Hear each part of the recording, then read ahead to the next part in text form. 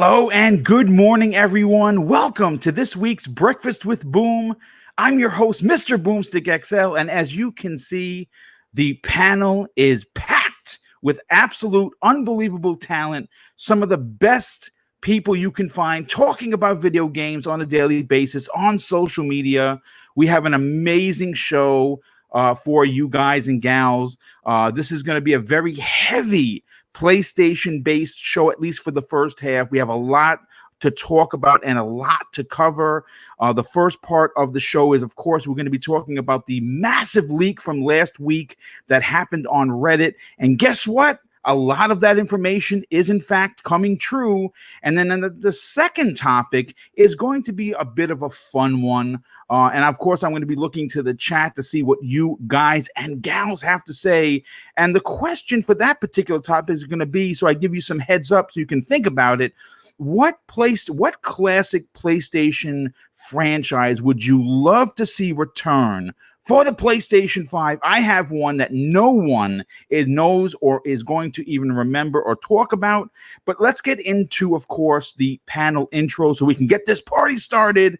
First up, he is the co-host of the Xbox Factor podcast each and every week. He is one of the community's finest. His YouTube channel is second to none. And again, I'll say it and I'll keep on saying it until he plays Resident Evil 2. He is the bravest gamer this side of Texas. Zemi Games, welcome to today's show. Thank you for being here and helping out. Well, thank you so much for throwing me the invite. And I would not hold my breath on waiting for me to play Resident Evil 2. I don't think that's going to happen. But I do appreciate the invite. Super happy to be on here this Friday morning. And the topics look absolutely amazing. Can't wait to get into them. Well, thanks so much for being here. Definitely appreciate you accepting the invite because we've worked together. Actually, the third time this week. We did 2 Xbox Factor podcasts and now Breakfast with Boom. So I certainly appreciate you being here. Next up, you know him as being one of the rowdiest and most vocal people on Twitter. He loves to use the word zealots. He is, of course, the emperor of the Sesh Empire and a very good friend to me, and of course, a regular co-host on Breakfast with Boom, as well as Primetime Gaming. Please welcome back So Shady. Hey, Boom, as much as I love using the word zealots, I wish I didn't have to be honest. But what are you going to do about it? It's another Friday morning. I'm here. Let's get into these game topics, baby. I cannot wait. Well, thank you again for being here. Definitely cannot wait to break these down. Next, you know him as one of the finest platinum trophy hunters in the universe. He is definitely one of the outspoken PlayStation fans, someone that I'm honored to work with each and every week and who has an incredible YouTube channel that continues to grow each and every month. Please welcome BitCloud Gaming. What's up, people? Welcome to the show. Let's definitely have a good show. And yeah, thanks for having me. Well, thanks for being here, dude. And of course, I know you're going to be happy because, again, this is a very, at least, first half of the show is going to be very heavy with PlayStation. And you know what? I'm kind of glad about that because, you know, obviously I support multiple consoles, just like many people in the chat, of course, and on the panel. And, you know, it's nice to hear that Sony is going to be, you know, showing us some stuff later on in the next coming couple of weeks. So there's a lot to get to. And, of course, making his return all the way from the West Coast, according to some, is the best coast. You know him as one of the best Forza drivers in the region, and he's been on this show numerous times. Please welcome back Hyena Den. Hello, guys. Yeah, it's it's been a long time coming to return to Breakfast with Boom and podcasting as a whole. It really is just nice to be back on Twitter and on YouTube and on Discord, talking with a lot of my friends about video games. It's going to be a fun show today, even if even if I'm not the biggest PlayStation fan anymore, there's still interesting news to sink your teeth in. So let's have fun. Yeah, well, listen, dude. Again, video games are supposed to be #fun, and again, even if you don't necessarily fly a particular flag, there is always something for you to listen to, especially because I do 3 live shows per week, and there really is always something there for you. We don't console shame on this channel. We try to stay away from drama as much as possible, but we will talk about hot topics, and sometimes that it does involve console war shenanigans. But again, everyone here is welcome regardless of what flag that you fly. So grab a cup of coffee, sit back, and get ready for 2 hours of the best podcasting on Friday morning. And rounding out our outstanding panel, you know him as being a chainsaw carrying, cursing, raspy voice mofo from Twitter. He's also was a part of Coffee Casuals and Consoles. He's also a part of another show that he'll mention. And I want to welcome him because he DM'd me at the last minute, and I really, truly enjoy working with him when he does get onto these shows. Please welcome Crispy Bomb. Hey, thanks for having me, Boom. Good morning, everyone, and let's get those caffeinated beverages going. Let's get into it. Well, listen, thanks for being here, dude. Again, I'm glad that you reached out to me yesterday, and thank goodness we had a spot for you. And of course, you are always welcome on these shows. So let's get right into this massive leak. Now, obviously, like I said in the opening, PlayStation 5 is coming. Right, we know it's coming. I'm just gonna put up some prototype concepts. Now, I listen. I don't know if the PlayStation 5 is gonna look like this. I don't know, like Shady was saying on, when we were before pre-show, if it couldn't it actually look like this because of the heat factor. But I like this design. I hope it looks something similar. It is really sweet. Now, obviously, before I get into the topic, I have to thank 2 people real quick. Dream Eater, with the outstanding $2 super chat. He says, Mr. Boomstick is my spirit animal. Happy Friday. Well, thank you for saying that, dude. I appreciate you being here. And of course, Xbox Battlegrounds drops an outstanding and very generous $5 super chat. And he says, amazing show, guys. Can you do this 8 days a week? Listen, I don't know who's listening. I am trying to get syndicated, and I am going to say this. I would love, absolutely be beside myself, happier than a pig and you know what, if I could actually do this from a studio and have actually people that could run graphics and do things. I could do things myself. And to produce this show, it's gotten a lot. It's gotten a lot harder, but I'm trying to, make sure that I keep it, fresh and new. But if I can get syndicated, yes, I would do this at least 5 days a week. So if someone is listening, maybe from Channel 2, Channel 4, Channel 7, or wherever, hit me up in the DM, or you can just go to my YouTube channel and check that email and send me, and we will work on something for sure. But again, let's get into, of course, why we're all here. Now, the PlayStation, obviously, the PlayStation 5 is going to be making some news. And last week, a big Reddit leak broke. And everyone ran the story. Everybody did, because it's news, right? Everybody is excited for the PlayStation 5, and for good reason. And a lot of people on, because, this becomes an aisle thing. You know what I'm saying? Some people on the left aisle were like, rah, rah, rah, this is great, this is all true. And some people on the right were like, nah, it's all BS. Well, it turns out that a good portion of this leak was true. So the question is, if one part of this true, are the other 9 items also true? So let's break down what exactly has been confirmed. First of all, circle your calendar, take the day off, call in sick or whatever. February 5th, 2020, PlayStation is going to have their PlayStation meeting, a press/media event. That's been confirmed. That comes from PlayStation Europe, which is obviously, has a connection to Jim Ryan, because he used to run the European part of Sony, and now Jim Ryan's in charge of all of Sony. So it made sense that particular part of the world would break that story first. So that's been confirmed. So that's great. The PlayStation meeting that's happening on February 5th will be held in the Sony Hall in New York City, right in my hometown. Unfortunately, I'm not that big of a journalist, so I'm not going to get an invite, but it's happening here nonetheless. So that's check number 2. Now, this is where we start to get excited as fans of video games. The PlayStation 5 at this meeting, they're going to be showing off the console's design. Yes, finally we get to see what this thing looks like. Hopefully it doesn't look like a vacuum or anything worse, but it's Sony, so I have good confidence that it's going to be appealing to the eye. We're going to see official design of the controller, which I'm going to bring up now. I'm going to bring up some prototypes of the controller that I was able to find. This is one of them. I don't know how real this is. I know that there was talk that the whole front panel would have an LCD screen.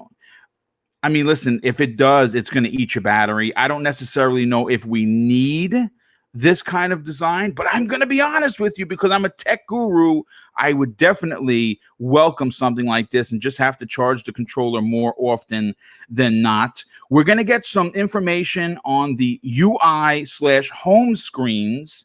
We're going to get official specs, which is, I think, really, besides seeing the console, what it actually looks like, I think more now than ever, these specs are going to be super, super important because people want to know, is it a 9 teraflop? Is it 19 teraflops? Or is it 2,000 teraflops? We don't know, but it's going to be interesting to find out. And of course, other features of the PlayStation 5 are going to be revealed. Now, this is all confirmed. We know that this is what they're going to be showing. Now, we have confirmation that the PlayStation 5 will, at least at this point, be backwards compatible to the PlayStation 4. And I think that's kind of standard fare, simply because in this day and age, you have to have it. And I think that that's going to be good, especially with some folks that maybe didn't buy a PlayStation 4. Maybe they're, again, I say this for both sides of the aisle.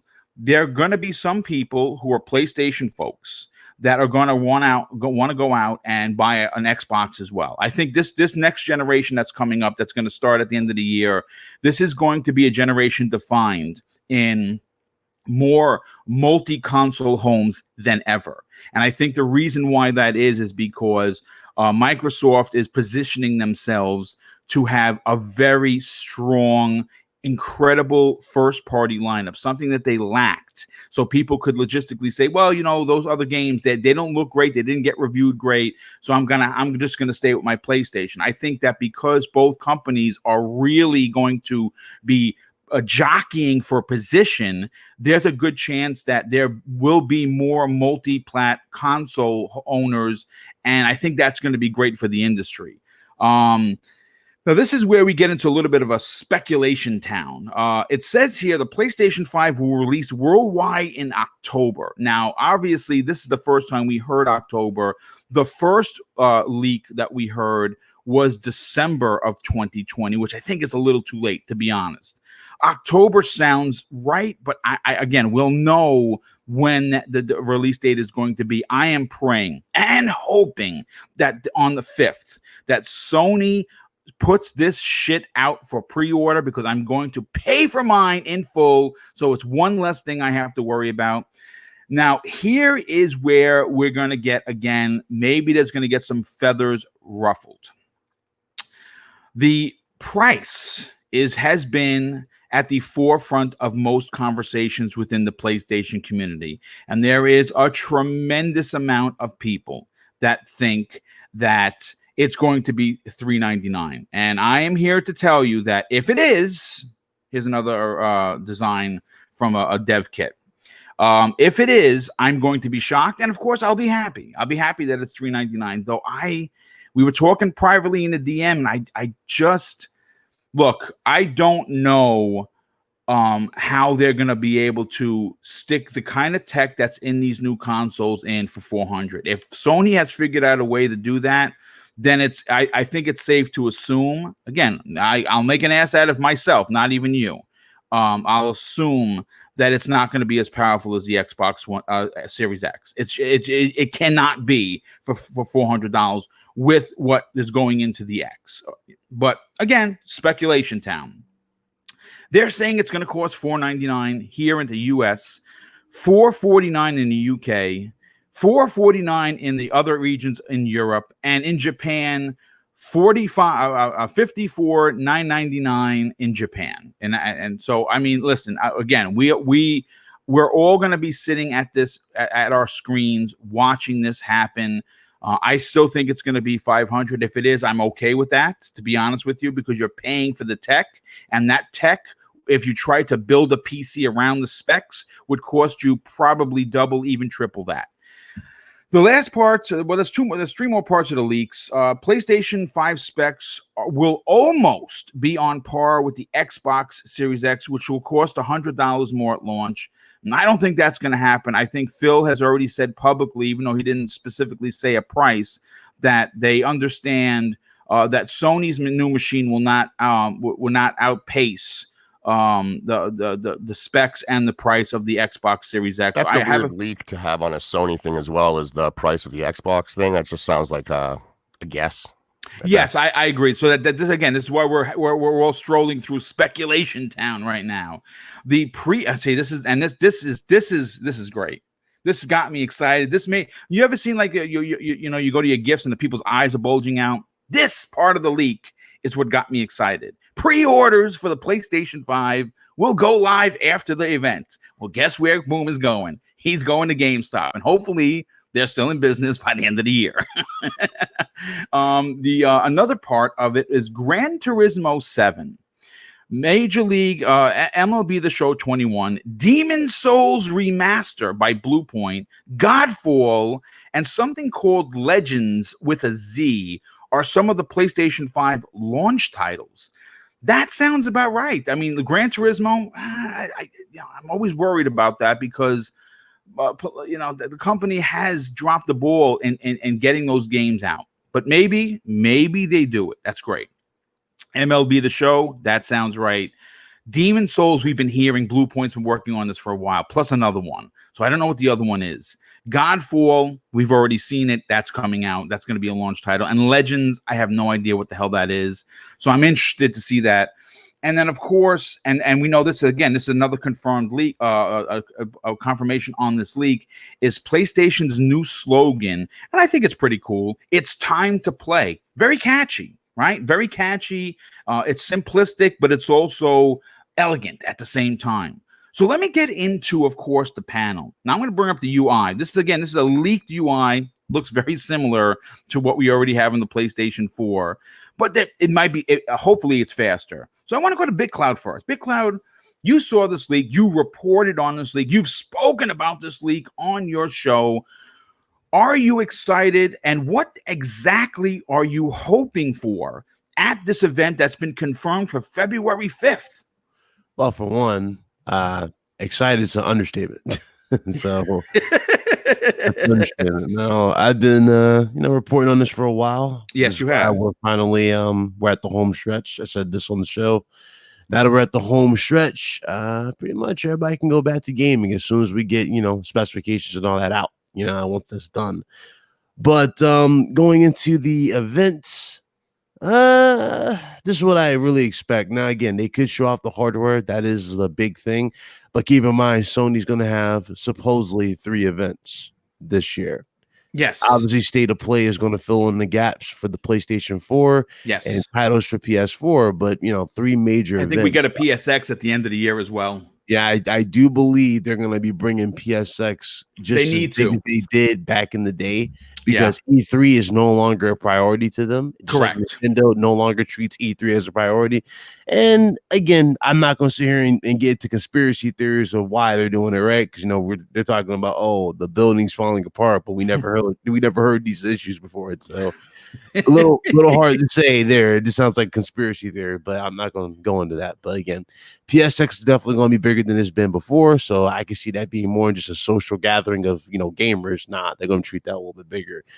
As far as the UI is concerned, I actually am okay with it. It looks a little bit better. It has a different little theme to it, a little bit. But again, simplicity. You need to have stuff to be simple, right? The PS4 UI is already simple. It's not really, a big deal in terms of change. You don't really have to change the UI as much.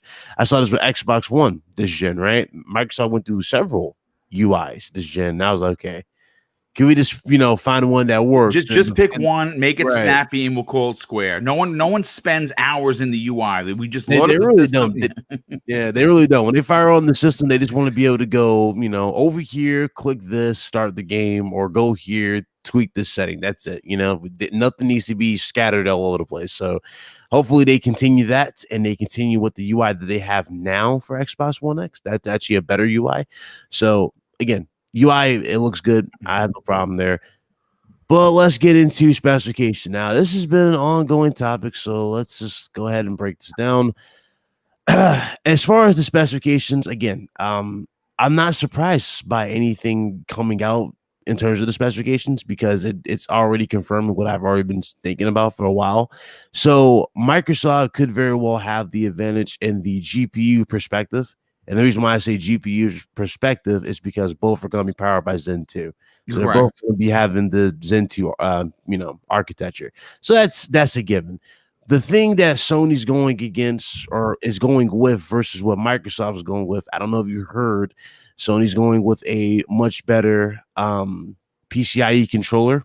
And basically, Sony's going with their SSD and is going strictly with efficiency. So basically, the issue, or not really the issue, the main battle between them in terms of hardware perspective will be power versus efficiency. Sony's going for just your quick ease of your ease of use, your ease of use, but also your simplicity in terms of how fast everything goes. Game performance. Game performance is really at the end of their, that's what they really, really want with PlayStation 5. So again, Microsoft more than likely will have the advantage in the GPU perspective. And the reason why, again, Microsoft does not want that issue that they had back in 2013. You already know the issue. Xbox One was, what was it, more pricier, underpowered, less powerful. Yeah, gimped by the Kinect. They don't want that issue again. So again, that makes sense. Yeah, as far as designs are concerned, honestly, I don't really care as much for the design. Like the Xbox Series X design grew on me. I actually like that. I know a lot of people were trying to complain about it. I know you've seen it on Twitter. Dudes trying to complain about it because of the prototype and the ventilation on the back. But I'm like, I could have told you ventilation was going to be on the back of it. Well, it's a monster in regards to how much heat this thing is going to. Both consoles are going to generate a significant amount of heat. Yeah. And I don't understand why people were shocked by it. But at the same time, I don't know why people are complaining. We're trying to complain or belittle either one. You're neither like nobody is really going to care about it at the end of the day because both the consoles are going to be collecting dust on the shelf when you get it. None of these dudes are going to be like taking care of the way they're hyping it up. I guarantee you. But the look, again, I don't really care for the look. As far as the first party games, I'm not expecting a whole bunch. But are you expecting any surprises? That's my question to you. I do expect surprises now, but as far as what we saw there, the names of the games that keep coming up, those games might have a lot of weight to them because we keep hearing those games over and over. That actually might be the case. And if you go back to everything that's late, Microsoft and Sony really are going to be focusing heavily on backwards compatibility. So basically, the games that we got now, cross-gen games, are definitely going to be one of the main things that's going to be used to convert you to the PS5 and Series X. And so, again, I'm not expecting a whole bunch of bangers. Like, just look at Microsoft with Project Mara. They just announced that. That looks good. But a lot of these games are not necessarily done. You get what I'm saying? They're not like right. done. These games are coming a little later. So you're going to have to rely a little bit on backwards compatibility. Obviously, we can't go back in 2013 and strictly rely on indies? No, we can't do that. We need some no, they have to. That's why I think we're going to see a few second and third party exclusives like Godfall. They have a year exclusivity on that title, and I cannot wait to buy that. I'm buying that day one, no questions asked. Yeah, and again, there's been so many talks in terms of games like Godfall. Godfall looks okay, right? I think we can agree it looks okay, but it's not necessarily a game that I would put up against a Hellblade in terms of the visuals. It looks fine. It looks like a nice update. It shows off the mirror reflections, definitely. But it's really, I would say they need something big from their first party. to really outshine, their Microsoft's latest games. And that's what we're really waiting for, right? We're waiting for stuff from like Sony Santa Monica. We're waiting for something from Naughty Dog or Yes. Mhm. whatever else, they got. Insomniac. Insomniac. Yeah. Insomniac already. Well, there's already been talks about Spider-Man 2. Yeah, a lot of content. We're gonna be talking about that later on in the Yeah, show because so there's I'm obviously looking that. forward to that. Yeah, there was obviously talks of Spider-Man 2. So, there's a lot of games that they can definitely throw out there. But right now, I wouldn't necessarily, hold my breath in terms of a lot because it's not like, some don't really hold a candle, I would say. But they look really, really fine so far for what they have to offer. And I'm just I can't wait. I really can't wait. It's been a hell of a wait time, and news came out that supposedly they bought Kojima Productions, which I thought was interesting, but you never know. Well, listen, it's going to be interesting. It's going to be fun. It's going to be a hashtag exciting. You know what? So Shady, I want to go to you because the reason why I want to go to you next is because, well, actually, you know what? Before I do, as I just want to throw this out there so people understand. If you look at the bottom of the screen, you're going to see the Patreon supporters that power Double Barrel Gaming on YouTube. If you'd like to be a part and you want to help support Double Barrel Gaming in moving forward, all you have to do is go to the bottom of the any video I do. The information is there. You click on it, and you could become a Patreon member. I do monthly giveaways. I try to I'm going to be bringing a lot of exclusive content, especially during E3 2020 to all the Patreon members. They're going to get a lot of behind-the-scenes stuff first that I'm going to be posting while I'm out in LA for those 7 days.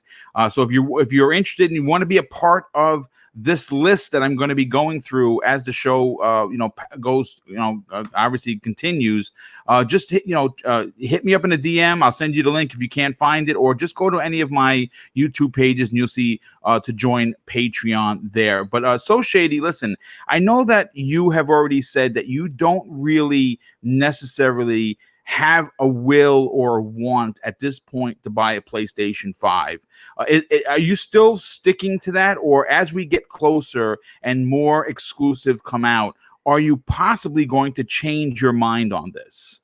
I mean, my mind can always change, but right now, no. And especially because I'm looking at PlayStation as a purely secondary console only. That means it's only exclusives. That's the only thing that console has. Right, that's what I use it for as well. Right. So because of that, at the beginning of the generation, there is no way in hell going to be enough content for me to justify spending money on a full-price console. There just isn't. I mean, right now, to be honest, I don't even think I've turned on my PS4 for 80 hours total this entire gen. That's not a slam. Wow. It's just, okay. I've got 700 Xbox games. And when I'm in the mood to game, I'm generally in the mood to game on my preferred platform and play one of those 700 games. The backlog is real, man. And it certainly is. Sony first-party titles, they just don't resonate with me as my gotta have them, especially right now. Like we have a friend, he'll buy them, and we pick them up later on down the road for like half cost if we want them. And that's just the way we've treated PlayStation for, well, almost ever. It's never been a main for me. It has always been a second. And there just isn't going to be enough for me to justify it at the beginning. Maybe later on I'll think about it, but because of today's tech, I'm convinced that everyone will be streaming their games to any screen with a good internet connection. I happen to have both, so I'm waiting, and I'll just likely stream PlayStation content this gen. I got a question for you. And I know you're going to answer it obviously truthfully. What if, by some chance, Jim Ryan shocks the world and introduces a Game Pass-esque PlayStation Now, where X amount of dollars per month, hopefully it'd be on par. It's not higher than 15. And with that $15, not only are you going to get PSN, but you're going to get first-party games day and date. Now, I know there's going to be some people in the chat like, listen, Boom, stop dreaming. First party, you have to buy. And yes, I will buy them, but I would love to save hundreds and hundreds of dollars per year, not having to buy them and simply subscribing.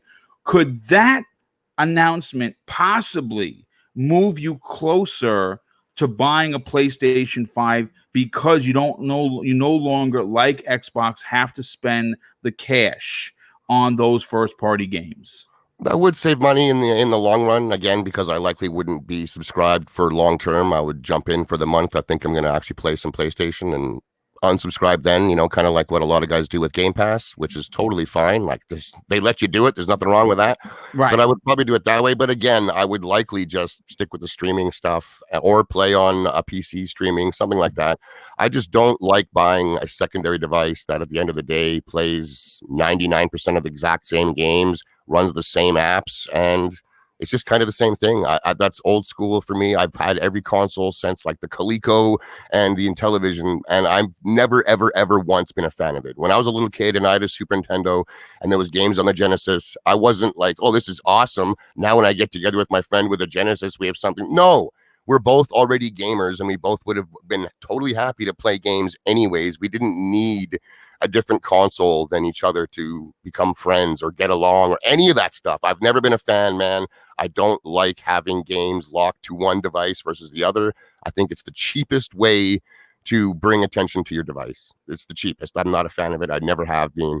So it's just, I'm done, really. I'm done buying multiple consoles for just a tiny, tiny handful of games. And Sony has been speaking on releasing less first-party games than they ever have said going that, forward. yes. Like bigger games, so be it, but less games. So, I mean, geez, I only had maybe 6 or 7 games that I had any interest at all in last generation out of Sony. And out of those, like, they're quality titles, but they're just not enough for me to put aside my Xbox and want to go and actually play them a lot. Turn them on, play them for a couple hours, and that was it. It's just too narrative driven, too story heavy, too cutscene heavy for my tastes at the end of the day.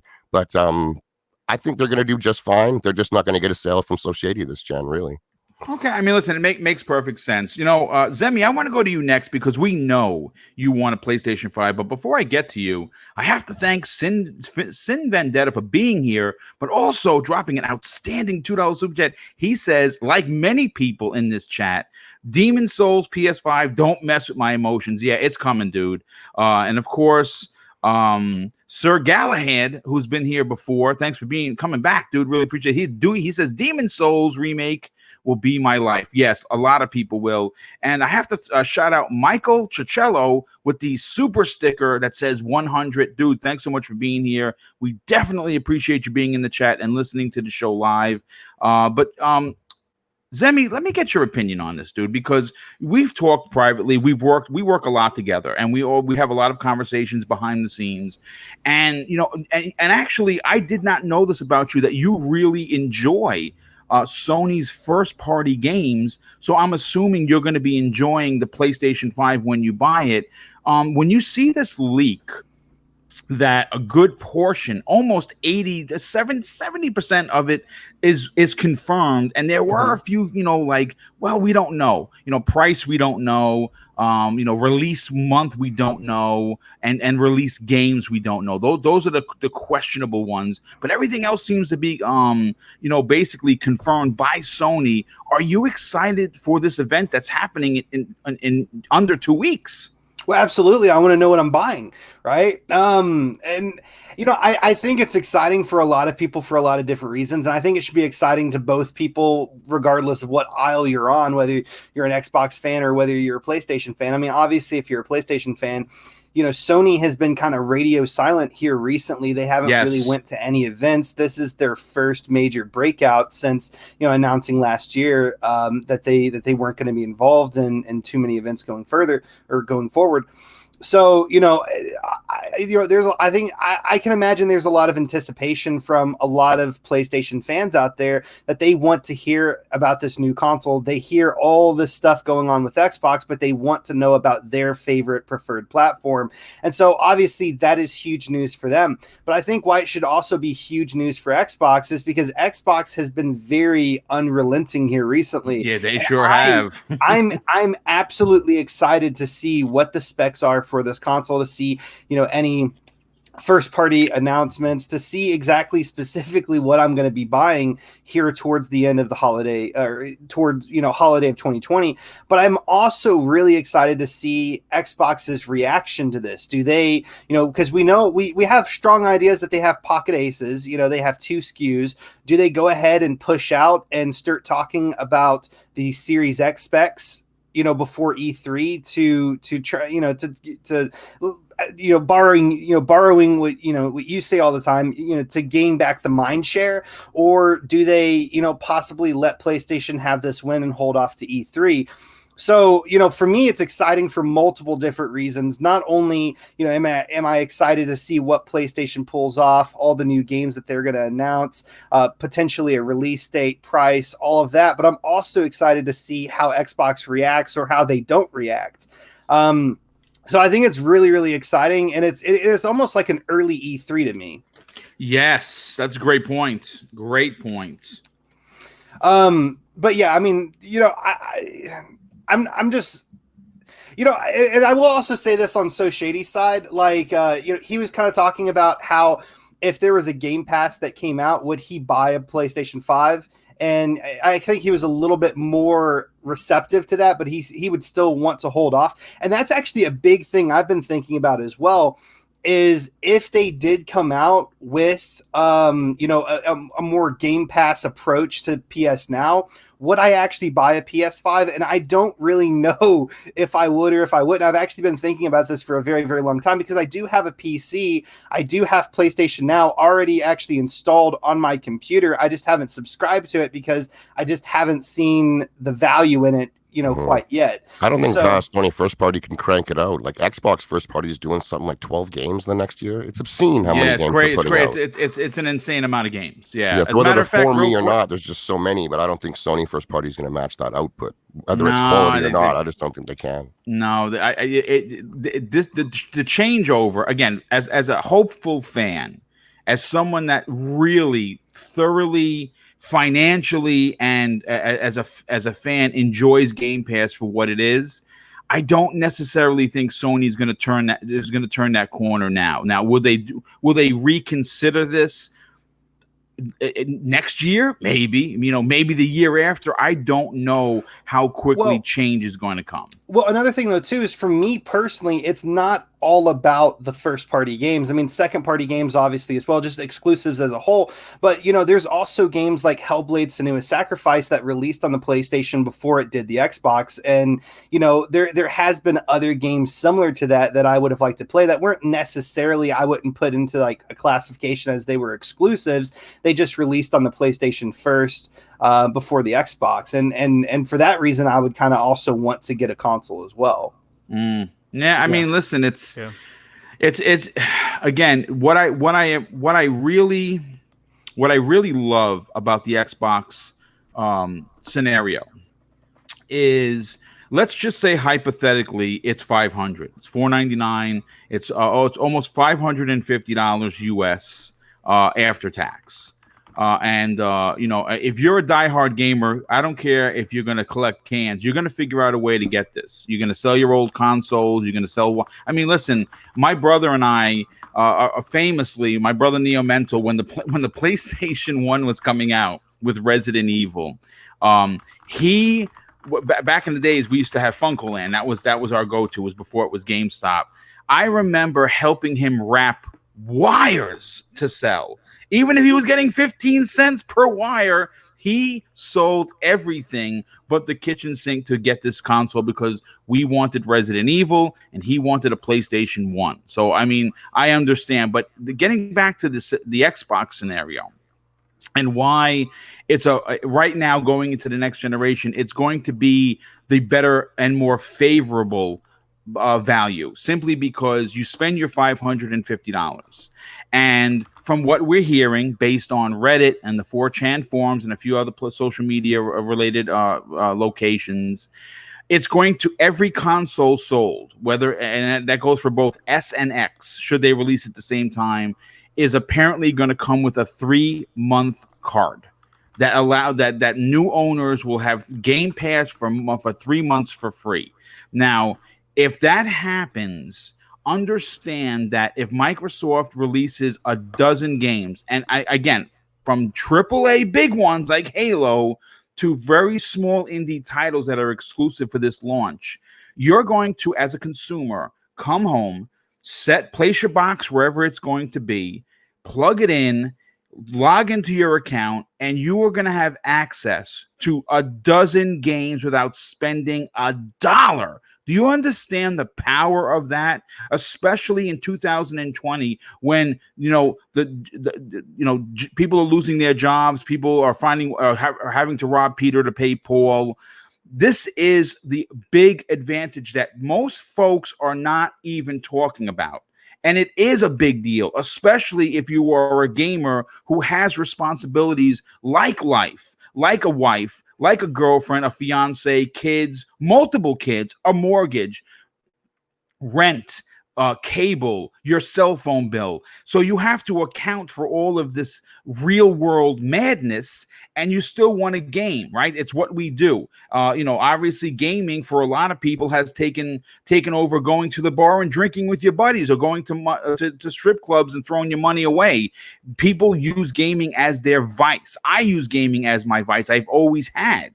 And I continue to support it. And I love the fact that Microsoft is taking this stance that you buy a console, you subscribe to this amazing, unbelievable Ultimate Game Pass, and you're giving all of this. You're giving Xbox Live. You're going to be giving xCloud. Project xCloud is going to be baked into there, and you're getting all of these games. See, this is why this is one of the disadvantages that Sony is going to have to.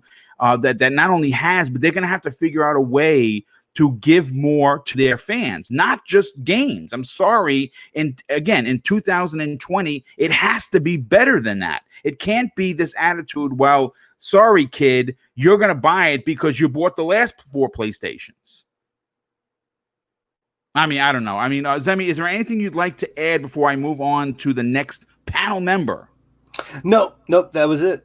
Okay, well, listen, real quick, I have to thank Enrique from the Basement Radio Arcade podcast. He is a very good friend and someone I'm going to be hanging out with for an entire week at E3. Cannot wait to meet in person for the first time. He says this. Oh, as I was going to read it, someone dropped another one. Okay, hold on real quick. Okay, here it is. He goes... the output is great so long as it's quality output. And that was the first one. He dropped one right before that. It says this, grab Plague's Tale and Children of Mortar on Game Pass. Both unbelievable games. If you have Game Pass, you need to get these games. Go and download them. And 108 Dragons TV, thanks for being here, dude. He drops a very generous $10 super chat. He says, any console launch is exciting, PS5 or Xbox SX. I will be walking out of GameStop with both, 500 or not, day one. It's new tech, and it's a real advancement in gaming culture. Facts. Yes, I'm right there with you, dude. Hyena, then I want to go to you next on this one, because I don't necessarily know if you have an affiliation so much so with the PlayStation brand, but listen, the PS5 is going to be a beast. And based on what they were able to do, I'm talking about their first-party developers on the vanilla PlayStation. They have some really strong developers. Are you going to go out and buy a PlayStation 5, or are you going to wait for that killer app? Okay, so everybody knows that I am a person of little means currently, so I don't have the luxury to afford both consoles at launch, and if that is the case, I'm going to go with the one that I already have spent a lot of money into, which is obviously Xbox. If I still currently gamed on Nintendo devices, it would be Nintendo. With PlayStation, it's so difficult to see myself, like, I think it was Shady that said, when it comes to consoles, if there's little for you to invest into them with their IP, if there's like only 1 or 2 games that you're interested in, it's difficult to shell $300, $400, $500, $600 on it. It is. I agree. So when it comes to Xbox, obviously I have Game Pass, and Game Pass is such a boon for the brand. It helps my purchasing decision that much easier. With PlayStation and their IPs, everybody knows that I've already spoken vocally on this many times in the past. I don't have an interest in God of War. I have zero interest in anything that's superhero related, so Spider-Man's out of the question. The Last of Us, I do like the premise of. But when it comes to Sony's IPs, the only two that I can think of off the top of my head is obviously Gran Turismo and MotorStorm. And obviously the latter is not coming back because they they axed that studio. So it's just Gran Turismo left for me. And Boo! that's why, when I look at their genre of games that they have, it has to be more than Gran Turismo. In the past, it wasn't that way with me. I bought a PS2 for Gran Turismo before I bought a PS3 Most people for did. Yes. Yeah. So I skipped the PS4 because my reasons of owning one just started diminishing. With a PS5, they have to tap into the genres that I like for me to end up purchasing their console. And what I mean by that is, outside of racing games, obviously, I love RPGs to death.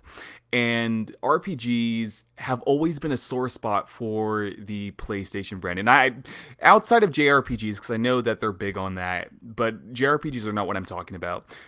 I adore Western RPGs. They're just absolutely phenomenal. And Western RPGs aren't something that Sony has. They haven't really had them this generation, and I don't know if they're going to have that next generation. I need somebody to rival Obsidian so that Obsidian can make even more amazing games, and same with In Exile. So if Sony ends up, and that's why I was so, it kind of piqued my interest when I heard, maybe Sony's trying to acquire Obsidian, and that's probably not going to happen for anybody for the foreseeable future. But if that was something that they had done, that would give me an even quicker reason to purchase their console, because then they'd have something that I would actually want more than just Gran Turismo. And I know a lot of people, I can already hear people in the comment section right now and on this panel saying, well, what about Horizon Zero Dawn? No. I to this day, I will not count Horizon Zero Dawn in the same breath as Wasteland, The Outer Worlds, Skyrim, Fallout. It's nowhere. Dude, that game is one of my favorites of the generation. I absolutely love everything about Horizon Zero Dawn. Aloy, her lore, her story, the world. I am so in love with that character and that brand. I am so excited. I hope we see something at this event. That's my pick for this PlayStation event on February. Please show me something with Horizon Zero Dawn 2. I know you don't, it's not big for you, but my God, I've been championing that game this whole generation. Like, it's not. Here's the thing, right? I don't want this to get misconstrued. No. Everyone's entitled to their opinion, dude. Yours is valid just like everybody else's. It's not that Horizon Zero Dawn has zero reason not to be. Or that they can't be something like the next Skyrim or this or that, right? That's up to Guerrilla Games to decide, but the way that I view Horizon Zero Dawn is the same way I review Assassin's Creed. Assassin's Creed is said to be an RPG, but it's not the same way when it comes to in-depth dialogue options, and just there's not a lot of granularity when it comes to these two games in the same way that I speak of Fallout, or not Fallout anymore, apparently, because Bethesda's going down a really strange path. But they just need more for me. And when it comes to outside of their games, obviously, which I know a lot of people are looking forward to, when it comes to this like spec talk of who's going to be more powerful and this and that, the thing that annoys me about what I've been seeing on Twitter over the last, it must be like a week now, when it comes to like the SSD talk, for example, there's rumors going around that the proprietary technology that Sony has in their SSD is going to be 50% more efficient, faster, what have you, than what's in the Xbox Series X. And it's like, when it comes to that level of minuteness, it's like you're grasping at straws. I would agree. Like, I find that to be a silly comparison, but it's okay. It's fine. Everyone can. Yeah, I mean, yeah, like if that's what people want, that's fine. But for me, it annoys me because it reminds me of how cell phones are marketed now when it comes to, like, I just saw an ad for Apple's new iPhone, and like, well, look how amazing this our camera is on this phone. You know, they're slapping 7 cameras on the back of them, and it's like like I can't see it's getting to the point where you're reaching, like, it's so minute between Android and Apple and all these other smartphones that, like, it's like, why even boast about that if the difference is going to be so minute? So if you're bragging about, the difference between the SSDs being, one's 2 seconds and then the other is 4 seconds, it's like, come on now. Like, it just seems ridiculous to argue over, but outside of that, like, I really do hope that Sony brings their A game when it comes to cultivating new RPGs into their stable, because that's something I can look forward to. And I am hoping and praying, because I skipped Gran Turismo Sport and I will not touch that game. Please stop making half-baked prologues that you still charge $60 for, that your consumers do not deserve. Like, stop putting out half-baked products and then 4 years down the line saying, hey guys, we have the real thing that you want. Like, just stop doing that. If Gran Turismo 7 is going to be a launch game, make it what people want it to be. It's just, I don't know. I'm very on the fence. The last thing I'm going to say about this is, I really do, because we're talking about Game Pass, I really do hope that Sony takes PlayStation Now more seriously than they have in the past, and not just from a first party standpoint, but from a third party standpoint. You look at games like Metro Exodus to a Plague Tale that just dropped into Game Pass. These are really fantastic games. Control's coming at some point, and you don't see that with PlayStation Now, and it's like, they already have a ton of games in PlayStation Now. They need to do better for their fans. I'm sorry. End of story. Yeah. Like, I would forget Gran Turismo and all these other games if you could treat PlayStation Now the same way that Microsoft is treating Game Pass, because Game Pass has allowed me to play so many games that I've never had a chance to play, and I've beaten more games than I have in the last 10 years on Xbox. That's what Game Pass has done for me. If PlayStation Now turns into that, I have no problem investing into the ecosystem, and then, I can move forward with that. But that's all I'm going to say on the topic. I know I've been talking to everybody's No. Listen to this. This is a conversational podcast, my friend. No one has a time limit. We're here to discuss gaming, and everyone's opinion matters to me. And I believe that everyone's opinion on this panel matters to everyone in the chat. And we have 253 people watching live on a show that starts at 10 o'clock in the morning. So thank you so much for that. I have to, Crispy, I want to get to you because I want to hear your point, and I know that you're going to have a lot to say. But before I get to you, I have to catch up with these super chats, and there's been quite a few of them. So the generosity is just not to be believed. First of all, Mr. Tushy drops a $2 super chat. He says, 225 people watching. Please hit the like button. Thank you for that, dude. I really appreciate it. My very good friend Cedric H drops a very generous $5 super chat. He says, good morning, everyone. Good morning to you, my brother. Spider-Man, I'm always happy to see you here. And of course, thank you for your generosity. He says, he drops a $5 super chat, and he says this: a rumored Resident Evil game for 2021 has been leaked that is not Resident Evil 8. Could this be a VR exclusive for PlayStation VR that may be announced at the PS5 reveal event? Well, let me just tell you, we are going to talk Resident Evil, and I know my very good friend BitCloud. Oh my God, I'm so sorry. Yeah, BitCloud Gaming is going to be excited to talk about this. Oh wow, I have to thank the Fabs for the very generous $20 super chat. He says, I just want to thank you for the infectiously positive attitude in the gaming community. You are living proof that Xbox centric guy channel can keep growing without clickbait titles and chasing attention. Thank you. Well, no, dude. First of all, that is a very, very unbelievable compliment. Thank you for that. And I'm glad that that comes through. It's important to me to talk about gaming. I mean, I've been gaming for a very long time, and I just love gaming. Sure, I play on Xbox more, but that does not detract my love for a lot of what Sony does or what Nintendo does. So thank you for the comment. Of course, thank you for the generosity. Sir Galahad drops a $2 super chat. He says, hope that the Horizon Zero Dawn sequel is more akin to Monster Hunter. Now that would be very interesting. Basement Radio Arcade Podcast says PC where Western RPGs play best. And Face 23 BKNY drops a $3 super chat. And he says, you need more PS guys on the panel for this topic. You know what, dude? I try. You got to understand one of the most difficult aspects of this of running 3 live shows is trying to acquire guests. And because this is a Friday show and because it's in the morning, a lot of the times it's difficult. But trust me when I tell you, I want to be very, very clear about this. When I have guests on, I have them on because they're gamers. Not because they're ex PlayStation, ex Xbox guys. I don't like that. That may work for other channels. I throw the invites out there. I'm trying to expand. One of my goals for 2020 is to expand the horizon of different and new guests, which you're starting to see already. But at the same time, I am very specific on who gets an invite. Not everyone is welcome on this show, and I'm not saying that to be a dick. I'm saying that.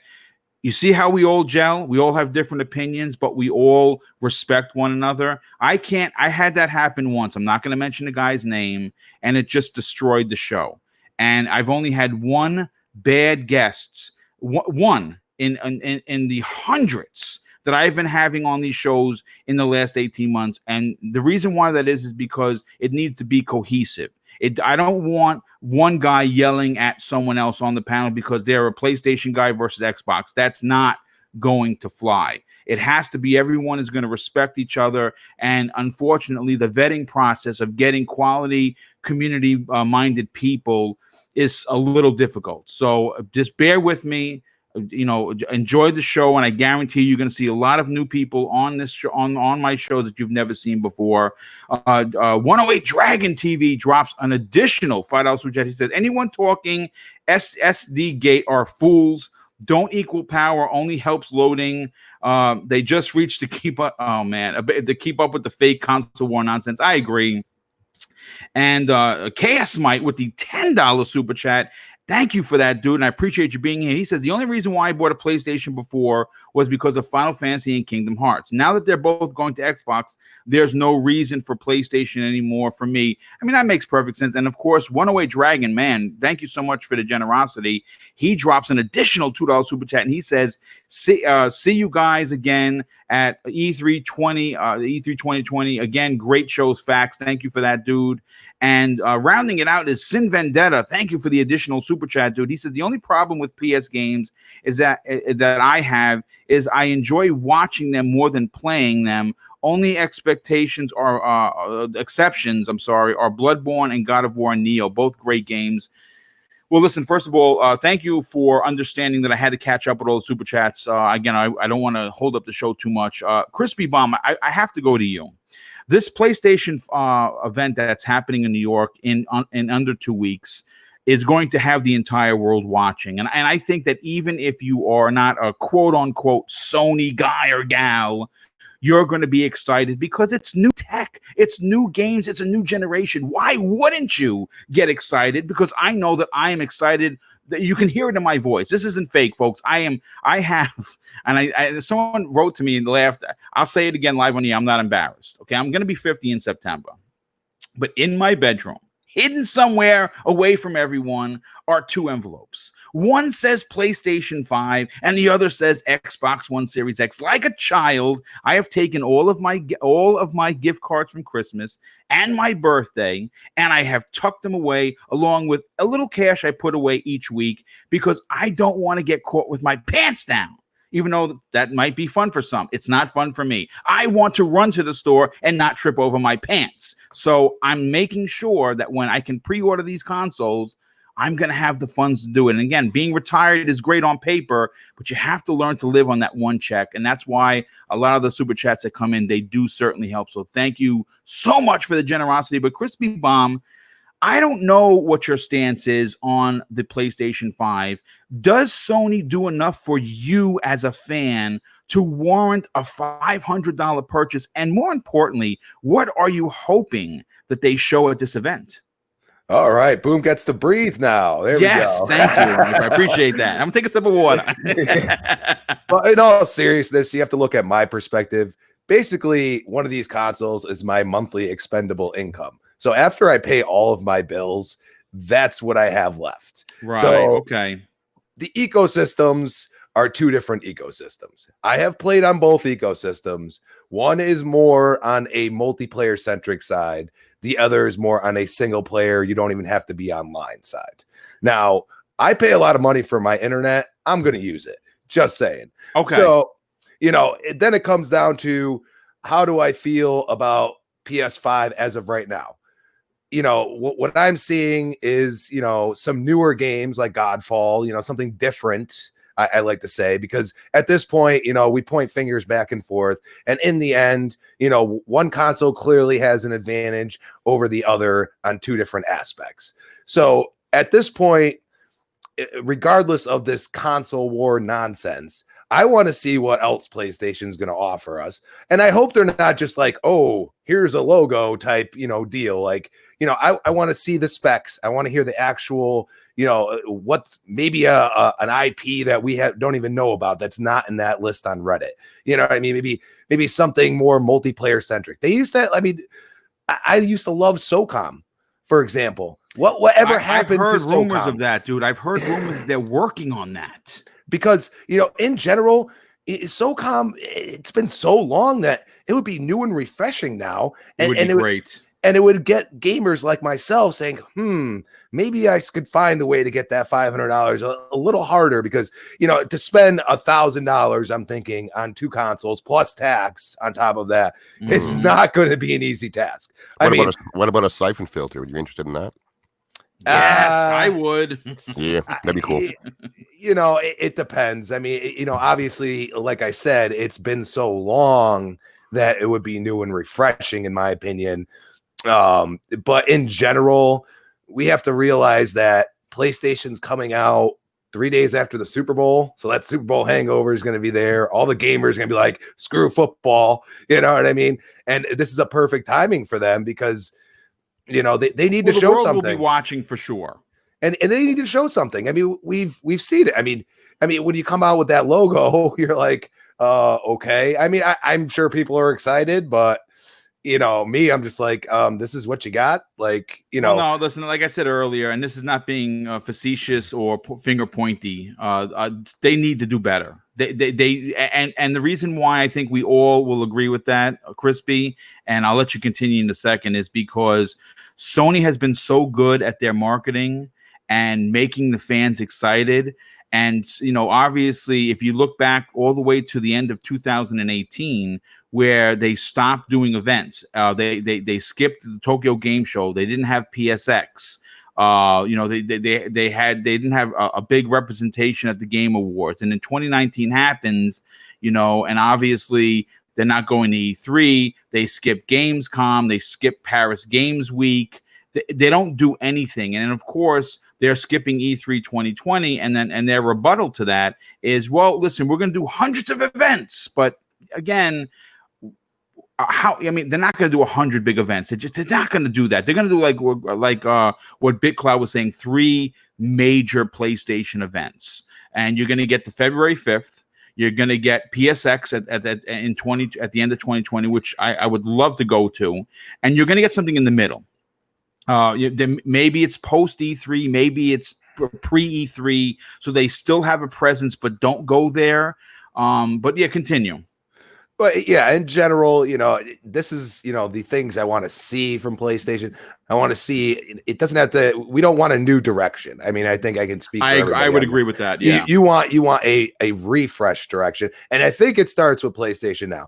If you put that, it doesn't even have to be all of your exclusives. Some of your exclusives and leave them in there. Leave them. Don't take them out. Mm-hmm. No, they should not have an expiration date. I agree.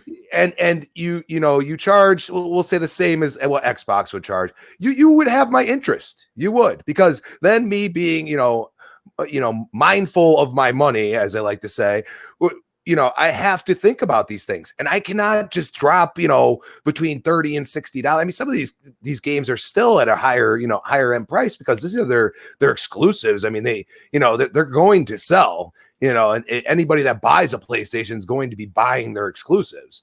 So, we have to also realize that, you're doing this so early, and Xbox really hasn't said a whole lot.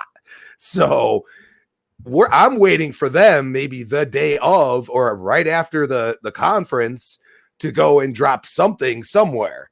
I don't know what it's going to be, because it's almost like Xbox is starting to act like PlayStation. You know what I mean? It's funny. We had that conversation yesterday. Zemi and I, we said that they're pulling Sony's, is what Microsoft has been doing. Great point. Steal your thunder. You know what I mean? That's what they, their thought process at this point. Okay, we're going to steal your thunder now. You guys did this to us for a whole generation. It's time for some payback. And Phil is a gamer. Phil has his gun locked and loaded now. He's got the grenade launcher at Series X on his shoulder, and I think he's going to blow some minds. I'm just saying. And I would caution that SSD talk, because we haven't had any true confirmation, and Microsoft has a lot of partnerships with some pretty good tech when it comes to SSD. So you mean this picture right here? That Phil Spencer with the rocket launcher on his shoulder? Phil Dominus Maximus. Yes. So, and that's where I go and say Phil is like hardcore, like the guy plays games. And that's what I love about him being in charge. And, I am very excited to see what PlayStation has. I feel they are kind of turning this into, we can do multiplayer too. And I would love to see it. I mean, listen, it's going to be very interesting for sure. There's no doubt about that. And listen, again, we are an hour and 6 minutes into the first topic. So, and we're going to continue with Sony. And this one's going to be quick, and it's going to be a fun one. So sit back, and we're going to get into Resident Evil. We're going to see if we can get that Assassin's Creed one in here as well.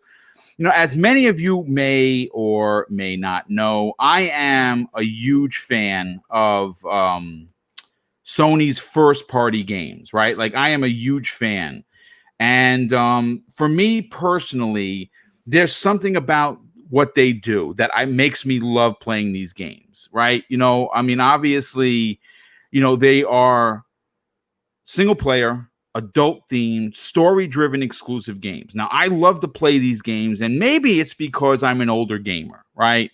Like I said earlier, I'm going to be 50. I've been playing gaming for a very long time. I really still appreciate sitting on my couch and getting enveloped by a story or by a character or a set of characters, caring for those said characters. And maybe that's the aspect of gaming that that I gravitate to because of my age and because of where my gaming space comes from. With that said, though, looking into the future of the PlayStation 5, I will be buying it, of course, day one, like I've said. And I have my sights set on several huge Sony exclusives that will start releasing this year. And obviously, we're getting The Last of Us 2. Cannot wait. And that's going to be a fantastic game. Followed by Ghosts of Tsushima, which, of course, looks absolutely insanely great. Both games will be sporting exactly what I like: the story, the graphics, and of course, they're going to be Sony's first-party exclusives.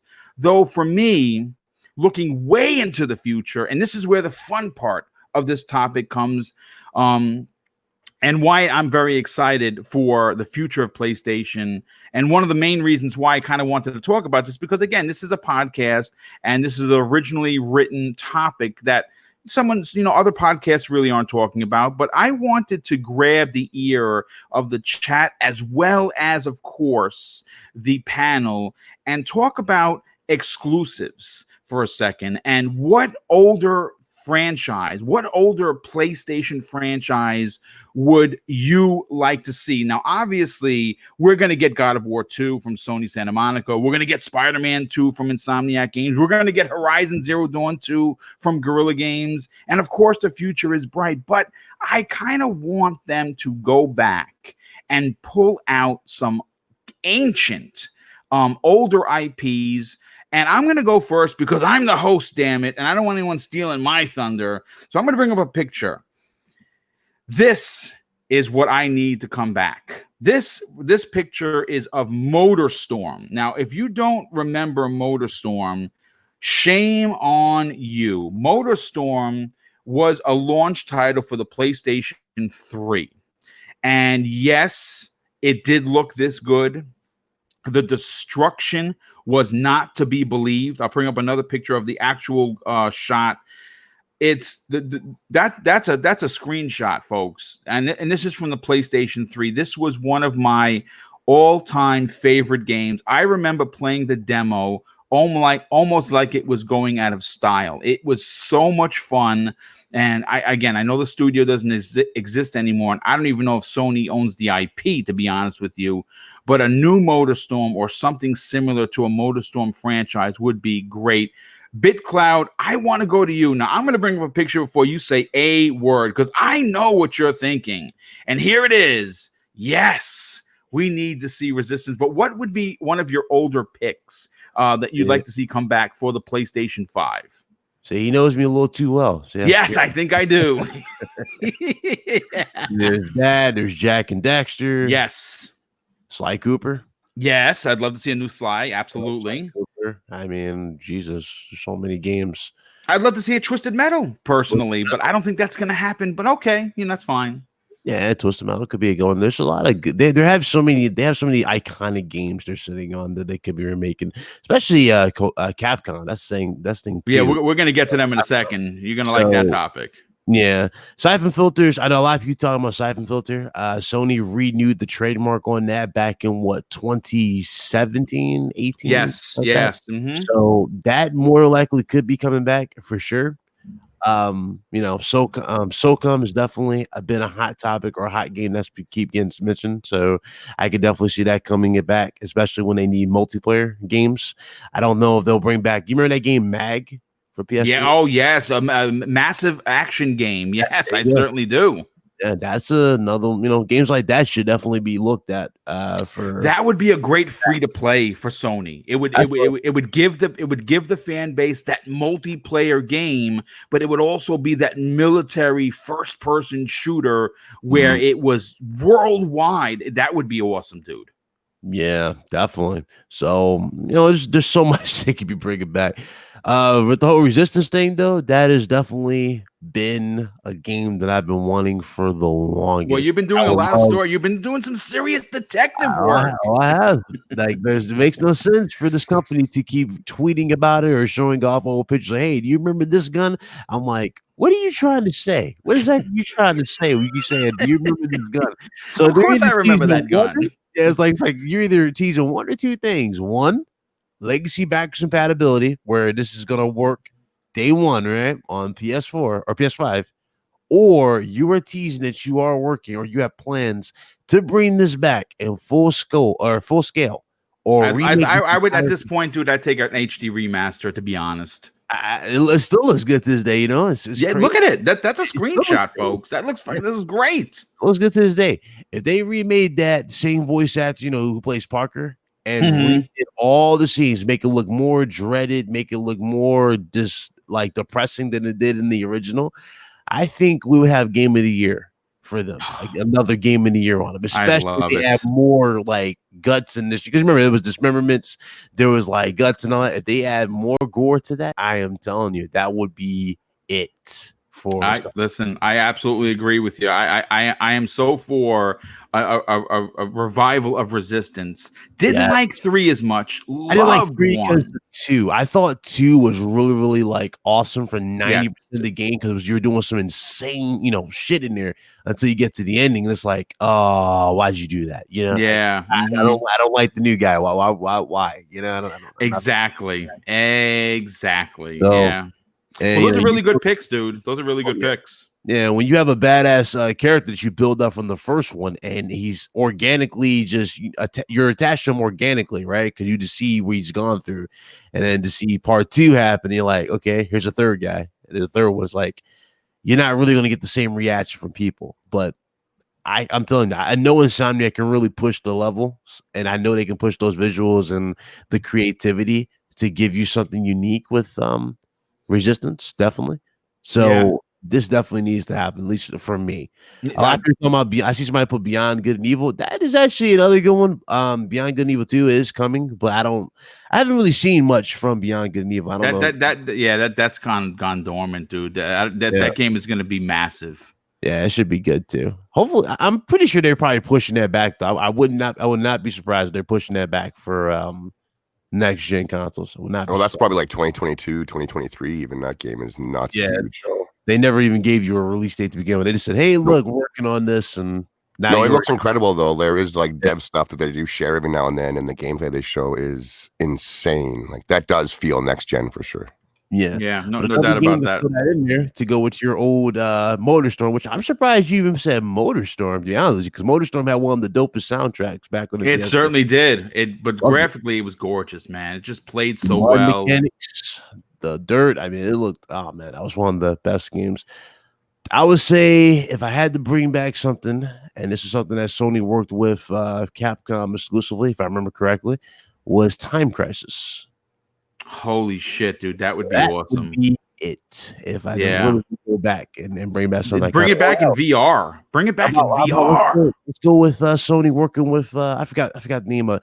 I think it's Namco actually, not Capcom. Sorry. Was it Namco? Oh, yeah, I believe so. It was Namco, but it wasn't exclusive. Yeah, but let's I would say this. I will go with House of the Dead as well, because they have the House of the Dead game that they're working on it. The House of the Dead 1 and 2 is being remastered. I think, unfortunately, it's just for the Switch right now.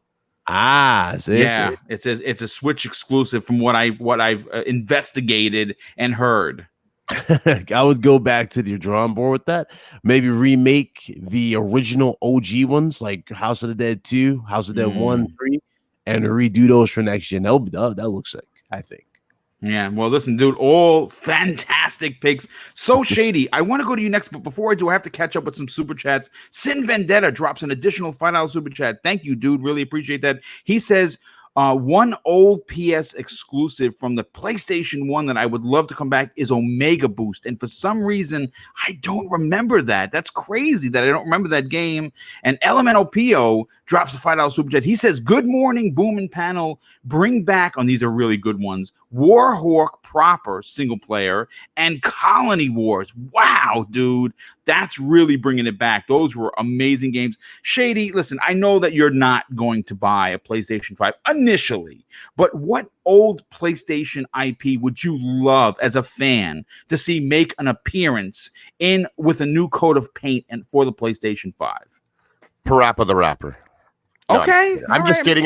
Not Parappa. Okay, I mean, I did mention Siphon Filter earlier. That game blew me away originally on the original. It was really good. It was fantastic. And then without a Splinter Cell, this entire gen, kind of like there's a void in that military espionage, third person type of game. You know, we just don't have something like that. So I think that'd be pretty cool.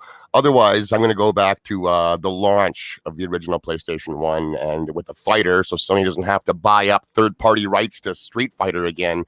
They got to make their own exclusive fighter, make a new Battle Arena Toshin. Dude, that's so OG right there. It is. I thought it was incredible when it first came out. I was so huge into fighters at the time, and it just blew my mind. I loved it. It was fantastic. I played the hell out of it, so make another one of those. I think that'd be sick. No, Battle Arena Toshinden. A lot of people, probably some people in the chat, like, what the hell are they talking about? That was so good. Oh my god, that is a great from the PS2. Capcom versus SNK2. That was another one. Freaking so good. My god, I love reminiscing in this time travel. Semi games. I want to go to you next, dude. What old IP would you personally love to see Sony bring back and really just surprise and impress the fans? I mean, it wouldn't really be that old, but I really, really, really like Beyond Two Souls that released on PlayStation 3. So I would love to see like a sequel or like a spin-off of that. I would also like to see them do something with like Heavy Rain. And then Crispy, I think, was the first person that mentioned it. But SOCOM, I think seeing like a new SOCOM game would be absolutely fantastic. Yes, I agree. SOCOM would be fantastic. And again, I think why that's important and why it has relevance is because it would eliminate the nonsense of, well, Sony just does single player games and they hate multiplayer games. And I'd love to see Sony kind of nix that a little bit. And SOCOM is such a beloved franchise. If they did it right, man, that would have some incredible fan base. Anything else you'd like to add there, Zemi? Oh no, that's Okay. it. No. Excellent. And of course, I have let's see, who do I have left? I have Crispy Bomb and Hyena Den. Hyena Den, I want to go to you, dude. Listen, I know again, you're pretty fair and clear about at this point just playing on Xbox, and that's great. But at some point or another in your video game life, I'm sure you own the PlayStation. Are there any particular OG titles you'd love to see Sony bring back? The first one that's off the top of my head is Twisted Metal. Like I think, you know, it's funny going back to like the whole battle royale craze and how that turned out, and you look at what Forza Horizon 4 did with their free Eliminator DLC. Twisted Metal could be exactly like that, and I think it would flourish. It doesn't have to be a full-fledged, you know, $60 title. It could be completely free to play. But Twisted Metal was something that I played early on, and obviously it feels like every time, you know, I'm on your podcast, you know, you bring up MotorStorm, I talk about MotorStorm. Yes. But that was the only reason why I bought a PS3 in the first place. Literally, I played that game at a Target kiosk and with my uncle at the time, and I'm like, I've never seen destruction in a game like the graphics this before. were breathtaking. Yes, it was literally a next generation showpiece up with Killzone. You know, and it's like, you know, I can obviously talk about Jak and Daxter too, but it's like, it's not something I'm very keen on anymore. Twisted Metal, though, has a lot of places that it can go as a franchise if Sony chooses to do so. And I know no matter what I say, Sony fans are going to be angry at me because I'm not picking, you know, the darling classics out there. But that's my history. PlayStation just doesn't go that far back. You know, listen, dude, MotorStorm is a strong pick. Shit, I've had the PlayStation 1, and I PlayStation 1, 2, and 3 were all imports. Yeah. I imported every one of them, so my PlayStation blood runs deep. Yeah, and MotorStorm, that's a solid pick, dude. But I'll tell you what, though, like, their past might not be something I'm keen on anymore, but I think their future with me, it has more promise than their past does. I'll say that much. So in the sense that if they acquire Remedy Entertainment, I loved Quantum Break. I 100%ed Quantum Break. Me too. If they can make a game like Quantum Break, that's another reason for me to buy your console. They now have Insomniac games. I adore Insomniac. I loved Sunset Overdrive. If they're making Sunset Overdrive 2, I can get your console for that. So their future has a better outlook for me than their past does. And I really do hope that, like I've already prefaced this before, I love Game Pass, and I really hope that's something that they turn PlayStation Now into. I could forget everything else out there. As long as they have one game that I really enjoy. It always takes one key game for me to start buying other games on that platform, and MotorStorm was the start of that. You know, going back to the PS1 and PS2, it was always one game that introduced me to Spyro and Crash Bandicoot and Twisted Metal, and so it really depends. I really hope that they do bring back Twisted Metal, though, that make some crazy damage physics in this game like Wreckfest, and it would be good. I'd enjoy it. Yeah, no, absolutely. That's again strong pick. Chris, before I get to you, I have to thank two people. Raymond Morel drops a $2 super chat. Thank you for that, dude. Really appreciate the generosity. He says Bushido Blade drops the mic, and you know what? That's a great pick. Bushido Blade was amazing, but I think you're going to get that with, of course, Ghosts of Tsushima. I think that is where you're going to see a very close similarity. I'm looking forward to that game. And Cedric H drops an additional $2 super chat. He says, oh, this is a good one. Nightmare Creatures. Man, that was a good one, dude. Wow, I forgot about that. So yeah, thank you for the super chat, and thank you for being a part of the show. And Sean Rizzo drops a $2 super chat. Oh, yes. He says, and this was one of my favorite fighters other than Killer Instinct, he says Bloody Roar. Oh my God, that game was so good back in the days. I imported that. I could not even wait for that to come to America and then reboard it when it came to America. That's how much I love that franchise. So that is an amazing pick. Crispy Bomb, what old PlayStation IP would you love to see Sony bring back for their monster-powered PlayStation 5 in next generation? Well, I mean, there are 3 games that come to mind in my PlayStation career, as I like to call it. Well, you had PlayStation for years, dude. Yeah, I'd say 12 years. I think Wow. I just had PlayStation. I actually got into the Xbox ecosystem in like 2008, and that's like after I played Gears of War. So I definitely have a clout for games, and the 3 that come to mind are Warhawk, Twisted Strong. Metal, Yes, and SOCOM. And most of all, SOCOM, because if you want to go back to when I was a kid, SOCOM was what I consider Gears of War now. That's how much I played it. So that game would get me back into their ecosystem alone, because a new, like, shiny new coat of paint on that. And I think it would be amazing with frames per second, because I'll be honest with you, SOCOM 2 is probably the most I played out of any of them online, and it was pretty bad now that you go and look at it. But that would be just amazing to have something like that, on an exclusive for PlayStation. I think they got it. I know there's rumors out there, but they do it. Please do it. Yeah, no, there's heavy rumors, dude. That has been heavily rumored. That has been talked about on all of the forums, and I think that there's something behind it. I think Sony is going to surprise a lot of people, and the crowd would just go absolutely bananas if they brought out a new SOCOM to rival something like a PUBG or Fortnite or an Apex Legends. It could technically be a free-to-play game, or it could just be a full-on SIE title that they charge $60, but they give you a lot with it. It's definitely going to be interesting. But this is a fun topic. Maybe it's not going to burn down the internet wires on podcasting, but it's something I wanted to do. And the next topic I want to bring up, and oh man.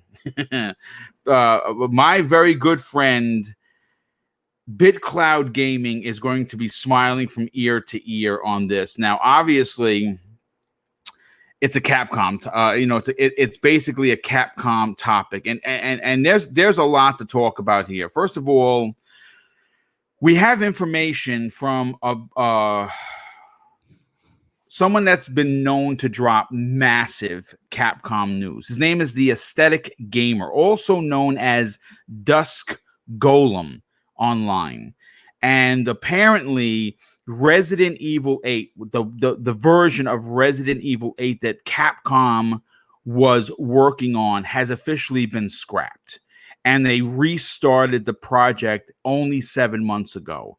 And obviously this makes perfect sense in this, of course, rumor that the reason why we got Resident Evil 2 remake the way we did, and the reason why they immediately announced Resident Evil 3 remake. So real quick, before I start bringing up the pictures, I want to just read some of the things that he said in a tweet, and they're all very interesting, especially if you're a Capcom fan. There was a version of Resident Evil 8 that was in development, and again, this is what he says. In development since late 2016. I'm not sure how that makes sense considering that Resident Evil 7 came out in 2017, but okay, I'm going to keep going with it. And it went on pause during 2017 due to needing more hands on the Resident Evil 7's DLC and RE2, which was behind schedule at the time. Still, there was a Resident Evil 8 version that was in the works for a few years. However, it actually got officially scrapped, and the project rebooted only 6 or 7 months ago. So the final RE8 version hasn't even been in development for a full year yet. Now, these reboots often go faster because some assets and such are carried over, but don't expect Resident Evil 8 anytime soon. Now, this is what he continues in this tweet. There won't be any Resident Evil remakes out in the next few years. I lost my spot here. Next few years after Resident Evil 3, there were a couple of other big Capcom games being rebooted in the same vein as Resident Evil 2 and Resident Evil 3, though in the RE engine, which is apparently the new engine that's been doing very well for Capcom, which we should see pretty soon. Now, I don't know if he means pretty soon, February 8th, February 5th, pretty soon, but I hope so. And he says there is another Resident Evil game which will probably be released next year, but it's not a remake, nor is it Resident Evil 8. Now, here's the thing. This we are going to talk about for a second, BitCloud, because you and I both are foaming at the mouth for a reboot of Dino Crisis, and I'm pretty sure that it's coming. I'm pretty sure that this is happening. So let me go to you. Are you disappointed that we're not going to see Resident Evil 8 and that they scrapped it? And more importantly, what are your hopes and thoughts that the reboot, that's a non-Resident Evil reboot, is in fact Dino Crisis? Well, for the record, did we just get confirmation that Dino Crisis is a next-gen title? You know what, dude? If we did, man, I missed that. Shame on me. What'd you hear? So, like, think about it. It's not coming yet, right? We're not they're not working on it right yet. So if that's the case, they're probably going to wait for next gen for the assets and tweak the engine even more for next gen systems. Okay. So I think that's probably what's going on. Dino Crisis is going to be remade for PS5 and Series X. Even better. As far as the engine is concerned and what games we have, doesn't surprise me that honestly that they scrapped the Resident Evil 8 thing, because remember, what was it? Wasn't it first person view? So it's supposedly going to be first person again, from what we hear. Yeah, Resident Evil 7 was more of like a fresh take, right? And then we got Resident Evil 2, which completely won us over, completely won our hearts over. I think that's probably what they want to do. They want to keep that same style. They want to keep it going from that particular way. But granted, at the same time, I don't know, though. You know, that might rub people the wrong way because we saw the last one in first person. But again, I mean, I don't know. They can really blow us away as well, third person. If they continue the quality that they're doing now, I think the next one could be even more insane too. The question is, how would they go about Resident Evil 8, right? Because the last time you were in a house with a crazy family. So I'm not sure how they could do Resident Evil 8, but I'm excited. I mean, they could do an Umbrella. I mean, they could do an Umbrella location, or you know what I'm saying? That they could do with the big lab or something that you're in there, kind of like in the house, but you're in the lab, maybe. Yeah, this is what I thought they should have done, and I thought would have been insane too, especially in a first-person perspective. Imagine you were working let's say you were a scientist, you work for Umbrella, and you're in the lab during the outbreak. And everything breaks and destroys, all the specimens gets out, and you have to leave the hive and get out there only to find out that it's already out there in the world. That'll be some crazy stuff, and you have to survive. That'd be cool too. Like, there's so many cool scenarios they could be doing in first person. But since we're not, obviously it can't be Resident Evil out of their next title.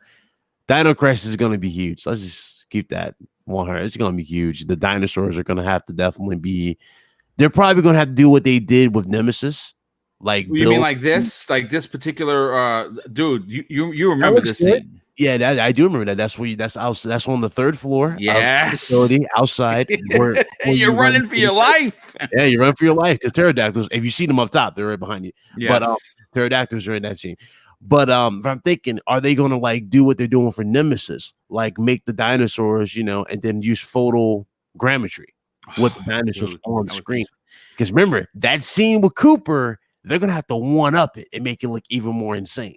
They would have to make it more insane, but it would be pretty interesting because obviously any interaction with the T-Rex is going to be epic, right? Because it's so big, it's so menacing. But what if they also, soundtrack too? Yeah. Yes. Oh, the soundtrack was fantastic. Yeah. What if they made it a Velociraptor? A bigger version of the Velociraptor. I think that might be the case. I think that would be chasing you literally through the whole game.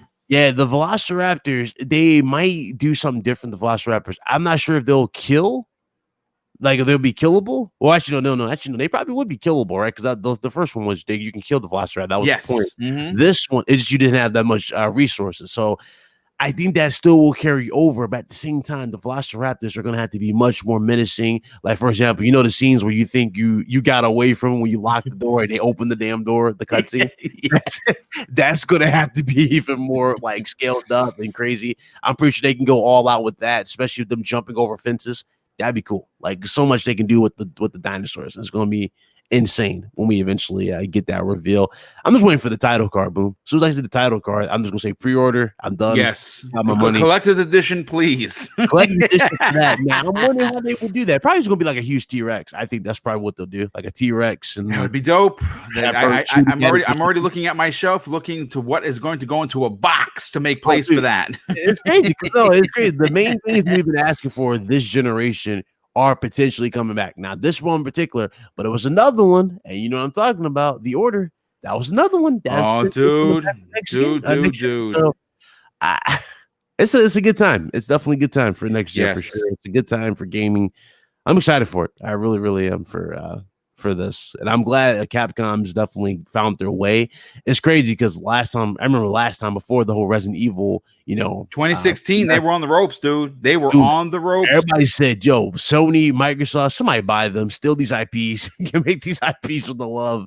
And what do? They completely just blew us away. Not only with the new Resident Evil game, but just with the remastered, and just was like, "Yeah, this is what we're doing now." So yeah, good on them. That's the attitude that we need for all their games. Even if they go back to Resident Evil 4, they decide to do Resident Evil 4 remake. We need that attitude for every single game they do. That's how it is. Well, listen. Again, if you're a Capcom fan, you should be smiling from ear to ear because they have really turned the corner. Yep. Their releases have been nothing short of masterpieces. RE7. Monster Hunter World, Devil May Cry 5, Resident Evil 2 Remake. It's one bomb after another, and whatever they come out with next, and obviously Resident Evil 3, we've already seen it. The remake is gonna just blow your face off. So think about the streak. Think about just for a second how that never really happens with a company. If there's one particular comeback company of the entire universe right now, it's Capcom. Five hits, 3 titles that include the words Resident Evil in there, and they all critically did well. Commercially, they've done well, and then you throw in a Monster Hunter, which notoriously was only on a handheld and didn't do good in the States, and it just completely exploded here. And then, of course, the return of Dante in unbelievable fashion. That's 5 games. That's three full years in a row that Capcom has been just dropping bombs. If you're a fan, you should be excited. If you're not a fan, get on the hype train right now. So Shady, though, I want to go to you next on this. When you're hearing that, are you like obviously that Resident Evil 8? They something happened that they did not like what they were seeing, and they scrapped an entire project. So I have to say kudos on to them, and they probably lost a shit ton of money. But more importantly, are you excited? Because I know you like dinosaurs. Do you want to see Dino Crisis done in next-gen graphics? Oh, yeah, it'd be incredible, man. That game was terrifying for what it was back in the day, the jump scares and whatnot. I mean, yeah. When you were playing those games way back, the graphics were incredible because that was the best for the time, and our imaginations just swooped in and filled in all the muddy textures and stuff and made it look incredible to us. But you look at that stuff today, and it's just like, my God, how could this have ever even raised the hair on my forearms, let alone caused me to jump in my seat or anything? But I think a remake of that game done with the care and attention to detail that they did with the Resident Evil remake would have been, or will be, incredible. We don't get enough dinosaurs in games, and I think with today's tech, they could be done justice for one of the first times in gaming. Maybe it's just they're so big, it's hard to do properly. I don't know, but we don't get many dinosaurs in games. I'd like to see it. They're savage. They're huge. They're rather terrifying, I would think, if you were to meet one in real life. So bring it on, man. I'd like to see Capcom do it and do it justice like they did with Resident Evil. I think it would fit great. Yeah, no, I agree with you, and I think that the love and care that was shown for 2, that has already been displayed in 3 would do Dino Crisis proper. And I think that Capcom sees something. And I'm gonna throw this out there. It's not a part of the topic, but I'm gonna throw it out there anyway. In early 2019, Capcom released an HD remaster, and it was just some up-res graphics of Onimusha, which is probably one of my favorite Capcom games. And I played through it and I destroyed that game. I absolutely loved going back to it, even with the fixed camera angles. I'm like, you know what, this is great. Could you imagine, even in this day and age, getting, after Dino Crisis, an Onimusha remake in the same vein of the RE engine that we saw from 2 and 3? It would be an unbelievable, because you got to remember, a lot of people don't even know what Onimusha was. And I'm going to tell you this right now. Onimusha's sword play and boss fights were what you play now in Demon Souls. That's where this spawned from, because they were very difficult. I mean, obviously not on the level of, what you get in Demon Souls and Bloodborne and Dark Souls. I mean, those are ridiculous. Those are controller throwing, situations. But Onimusha, that's where it was birthed from. I know Hyena Den stepped away for a second. So Azemi Games, I want to go to you next on this. I know that, this may not be your topic, but dinosaurs might be. Would you like to see them reboot Dino Crisis in the same vein? And honestly, how heartbroken and disappointed are you that Resident Evil 8 is delayed? I don't really have an opinion about any of this, other than I wouldn't play any of it. So you're saying that you wouldn't want to see this face in VR? No, not no. I have like a firm belief that I think eventually VR is going to cause more heart attacks. I would agree with you there. Yes. I do not want to see that face. I like dinosaurs. I like Jurassic Park and all that type of stuff. But I don't want to be scared by dinosaurs. I don't want to be scared at all.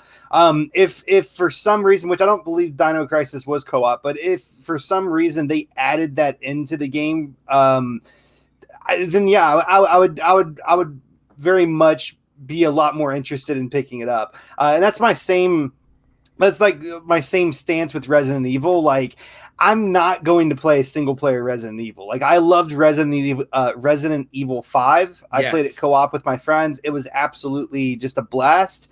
But if it's not co-op, if it's single player, and if it's scary, I'm not doing it. So, but I am excited for you guys. This seems like a game that, is very nostalgic for you guys. A game that you played back in the day.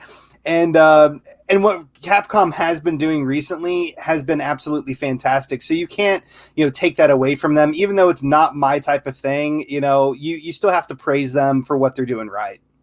Yeah, no, absolutely. Crispy Bomb, I want to go to you next on this, dude. Obviously, we're talking Resident Evil 8 delay, which is fine at this point. And we know that Resident Evil 3 is releasing April 3rd, which is only a couple of months away. I already have the collector's edition paid for. I cannot wait for this game. It's on my number 2. We'll actually move to number 3 because Resident Evil 98 was my favorite game of all time. That has been trumped by Resident Evil 2 Remake 19, and the Resident 298 has taken the number 2 spot, and 3 takes the 3rd spot. And I would imagine that 3 is going to, of course, move up in the ranks. This game looks amazing, but could you imagine the RE engine and the remake love and care that we saw with these 2 titles coming over to Dino Crisis? Is that something you'd be interested in? Oh, absolutely. I mean, and I'll be honest with you, Dino Crisis is more of an arcade game for me. I played it more in the arcades. So the funny thing is that everybody forgets that like a lot of these games could have been ported from arcade games, which is just funny. I mean, the biggest thing I have to say is that you do need a different game. I mean, you're kind of running the realm of tiring people out of Resident Evil. I think Resident Evil 3 is going to be amazing. I can't wait to play it. I've never played it. I've already said this before. But in general, you don't want to tire people out. I think it's a great idea to take a step back, relook at, you know, whatever you want Resident Evil 8 to be, and maybe go to something different for a little bit. You have so many IPs under the Capcom name that it's just it's something that, you know, needs to be done. I mean, these games are, like I said, they're old. I mean, in our standards now. So I think it would be refreshing. I mean, dinosaurs. I mean, kids still love dinosaurs. I mean, who says that there's going to be thousands of kids don't pick this up? You know what I mean? Just because there's dinosaurs in there, you don't even know what Dino Crisis is. And then, you know, I definitely say that, you know, the jump scares and everything else will definitely be there tenfold, you know, with the graphics we have nowadays. So it should be fun. I mean, I'm glad to see Capcom kind of like dig themselves out of the hole, you know, and it starts with a little love and care. You know, sometimes you got to take the time to reevaluate yourself. And I think they've done that. And I trust whatever they do at this point, and I think it's going to be great. Yeah, no, I agree. Like I said, I'm looking forward to it. For me, Resident Evil, the franchise, is my all-time favorite franchise. And I'm going to be honest with you, even if they released a new HD, like the rumor on the 4chan forums that is currently running is that supposedly the next one to be remastered in the RE engine was Code Veronica. That is a game that originally released as a Dreamcast exclusive. That game still is unbelievably incredible, and I would love it. And real quick, Spider-Man drops a $2 super chat, and he says, how about a next-gen RE1 at the Spencer Mansion? Now, listen, the president of Capcom came out of the Capcom financials meeting in mid 2019, and he was asked directly if they would have a problem redoing Resident Evil 1 for the third time, because you remember it came out for the PlayStation, and then it was redone or remastered in a new graphical way and a new way of telling the story on the GameCube as an exclusive. And then, and when asked directly, the head of Capcom said, "No, we would easily redo Resident Evil 1." So that's good. You wanted to add something, dude? Crispy? No, it wasn't me. Oh, okay. So real I quick, turn my thing up, but I was gonna say it'd be crazy if the whole dinosaur theme reinvents horror and it'll be back like it was back in the day. Like, yes, because remember we were fresh off of Jurassic Park and kids are already yes. scared of the dinosaurs. Mhm. If they throw it, I'm telling you, dude, Jesus Christ. The potentials for this to be a big, a reinventing the wheel, so to speak, for Capcom and Dino Crisis. They need to bring it back real quick. Elemental P drops a $2 super chat, and he says Capcom should revisit Shadows of Rome for the PlayStation 5. I don't remember that game for some reason. Yeah, Man, Shadows of Rome. Shit, how did I miss that? I'm a Capcom super freak. Anyway, you know that blows up. Turok's coming back, right? Oh, dude, I would take another Turok in a freaking second, dude. I'm telling you, if the dinosaur genre, if dinosaurs legit pick up the way Capcom is expecting with this remake, watch Turok come back. Turok Dinosaur Hunter. Yes, I'll take it. Real quick, before we move on, the Hyena Den, did you get back yet? Okay, listen, what he actually had to step away for a hot second. I want to bring up the last topic of the show because we are an hour and 47 minutes into, and we don't want to, obviously it is Friday. I don't want to hold up everyone. But I would be remiss not to talk about this very, very hot button topic going on social media regarding the delay of Cyberpunk 2077, and not so much why that it's been delayed. Obviously, you want CD Projekt Red to take all the time that they want because this is going to be a massive game. It's going to be absolutely huge. But with that said, there is a lot of talk going on right now as to the reason why this is happening. And at the cusp of this very, very hot topic is apparently it's because of the Xbox One vanilla and the PlayStation 4 vanilla. Apparently, according to an insider, not an actual employee from CD Projekt Red, but an insider who says he's a Polish journalist who's apparently has the inside track to what's going on. It's because of these two older consoles, and apparently the game is running horrendous on both of these consoles. Now, I've actually seen some people who translated this story that was in Polish, and they're blaming the Xbox OG, the Xbox One fatback, as being the culprit. And apparently there's actually been threads on social media and of course on the forums that this is what's going to happen to Microsoft moving forward. And I think that's dumb. I think that the PlayStation Vanilla, even though it's slightly more powerful than the OG Xbox, the PlayStation Vanilla is probably at the cusp of this as well. Maybe it runs it a snag better, but it's probably going to run fine on the PS4 Pro. And of course, without even trying to take a poke at anyone, it's no doubt going to run great on the X because the X is the most powerful console. Now, BitCloud, I want to get to you on this because I know that you were talking about this on social media. But before I do, I have to thank Corey Polo with the outstanding and very generous $10 super chat. He says, thanks for taking the time to make this podcast. I usually watch RDX, but I like your focus on the game side. Cheers. Well, dude, thank you for that. I mean, putting this small show in the same sentence as RDX is ridiculously flattering and very humbling. Thank you for that. And of course, thank you for the generosity. But BitCloud, I know you keep your ear to the floor. What are your sources telling you about this delay? Is it solely Xbox's fault, or is this, again, and I'll ask the question because I'm going to you first. Maybe this game should have been saved for next-gen consoles only. What are your thoughts? Well, yeah, I definitely do believe it because remember they work on dev kits, and these dev kits are stronger than the actual console. Like you guys remember back in 2013. I know y'all remember 2013 when we got the PS4 reveal and the price point and Xbox One price point. Games were crashing on stage. Remember that? Yes. Both had games that are crashing, especially the Batman one. It was like that crazy glitch, and then it went to the ending. So it makes sense that this is happening because again, these consoles are pretty much they're worked to the bone. They're done. It's done. I don't think any especially we got next gen around the corner.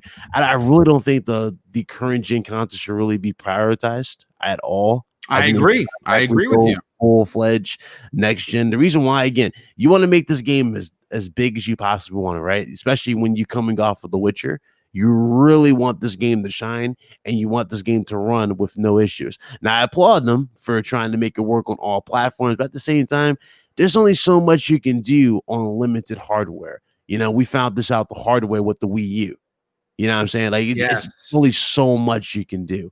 It's best to either prolong it or push it back. And in this case, I would say push that for PlayStation 5 and Xbox Series X. Have that be launch title. Let's be real here. They need what?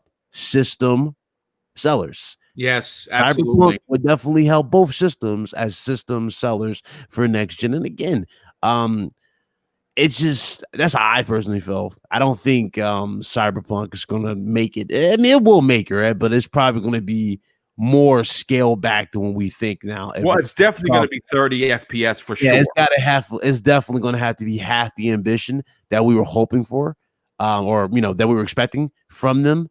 In this, and the reason why, again, because you only can fit so much on limited hardware. If you want the huge expansive world, and this is why I really think it's being delayed too, the real big AAA version of this game is going to be on the next gen systems and PC. So the updates, these next gen updates for it, like when you get it, the update file is probably going to be even bigger, and you're going to have more to do in this game. It's going to look more vibrant and have more accessibility throughout it. That's why I think that's what they're doing. They're making it ready for the next gen consoles. That's why I would personally put my money on, because it makes sense. And I would agree with you. Yeah. All these games getting delayed in this short time, boom. It kind of makes sense that they're just being pushed back for the next gen. That actually fits the next gen's launch window perfectly.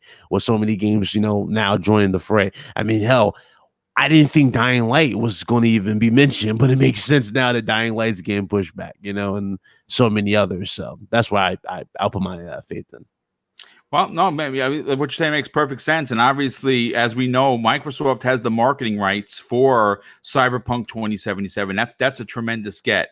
That's a big get for them. We've actually heard the rumors of possibly it coming to Game Pass at the launch of the X. That would be another big selling point. But I agree. I think that if you want this game represented properly, I'm going to be honest with you. I'm not playing it on the X. I know some people, Zemi and I were talking about this privately the other day. He's like, my God, man, I don't know if I'm going to be able to wait. I'm waiting. I'm going to wait because I don't have a PC. I run this show off of a Surface Pro 5. Yeah. And their whole tagline is what? Power your dreams. So power your dreams. Makes sense. It makes sense to have this for next gen. Power your dreams for the developers. Put that on next gen for sure. Have that be it. No, that's a great point. So Shady, let me get your final point as we close out today's almost 300 viewers and very generous super chatters. Thank you guys so much for the generosity. Do you agree with me that maybe because of the scale that has been spoken about and what we've seen this game look like, should this game actually have skipped this generation and launched on the new PlayStation 5 and Xbox One Series X? No, not at all. I don't think it should skip this gen at all. I mean, this game has been in development for longer than this entire generation has been happening. Oh, I think 6 years or something like that. Yeah. Yeah, to think that they were developing this game with something other than these systems in mind is ludicrous to me. Like, they obviously had these power spec systems in mind as they were developing this game.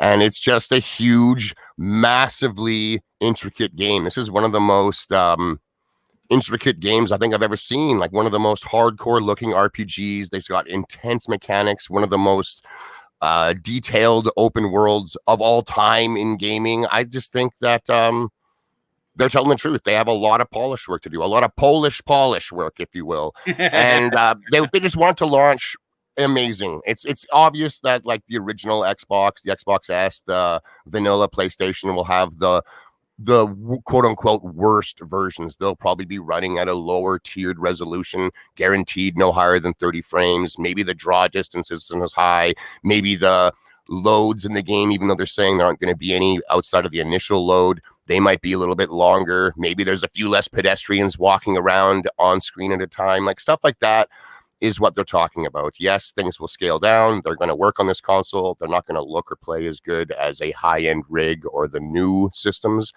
but that's totally fine. Not everyone holds those things as the top thing, and that's why they game, is because of resolution, graphics, and frame rate. Some people just want to play the game, and that's it. Good for them. I just this is a very complicated game. It's massive. It looks like it's a scale that we just almost have never seen. Kind of like almost what do you call it there? What's that space game that's got like $200 million in crowdfunding? Star Citizen. Yes. That's another game that just looks like out of this world, next level. And I think Cyberpunk is the same type of deal. But it'll work on these gen of consoles. I don't think they should have skipped it at all. The game's budget has got to be absolutely through the roof. And if they had skipped this generation, there's no way they would have been able to make their money back if they had launched it with next gen. There's just not enough consoles sold. With streaming becoming a thing, that might have been able to help. Of course, anyone with a screen and internet connection can buy Cyberpunk and stream it to their phones if that's what they like to do. But I'm glad that they didn't skip this generation. I've waited 7 years for this game. I have no problems waiting an extra 2 months and playing it at its best on a high-end console. That makes sense. And like you, me personally, I'm going to wait for the Series X to play this on. I don't want to play it at 30 FPS. I want it at full 64K, all the bells and whistles, running on the best hardware. So will be willing to wait. Zemi Games, I want to go to you next because I know that you were devastated at the delay of this, but we talked privately, and you obviously understand that it has to run right. It's CD Projekt Red's calling card. They don't release broken shit. They never do. This is why we love them and why everyone looks to them for guidance when it comes to their games. I mean, obviously they've put out The Witcher 3, which is a masterpiece. This is obviously this is going to be a masterpiece when it releases. What are your thoughts on the what I said earlier to open it? Do you believe that this that it should have possibly missed this generation? launching, like for instance, there are rumors that Grand Theft Auto 6 is going to only be next generation, and it makes sense because of what is apparently the size and scale and scope of the game? Or do you, like Shady, is like, no, there's no way that CD Projekt Red could have afforded to miss the 106 plus million consoles on the PlayStation side and the 50 plus million consoles on the Xbox side? No, I think it definitely should release, for this generation. I mean, obviously, like, I think, Rockstar, their entire vision of Grand Theft Auto 6 was that it was going to be such a demanding game that it would have to be only available for next gen. Whereas CD Projekt Red, they had been developing this game for years with the expectation that it would release on, for this generation. And scaling a game back, obviously it's not going to look as good. There quite possibly there's not going to be as many pedestrians, longer load screens, lower frame rates, of course, but I feel like they can definitely get this game to run. They'll just have to scale it back until they get it, right where it needs to be. And I think for a lot of gamers that will be acceptable. And if it's not, then, unfortunately, and I guess fortunately there is a new console generation coming out, and you could always upgrade and play it, at better frame rate, better resolution and whatnot.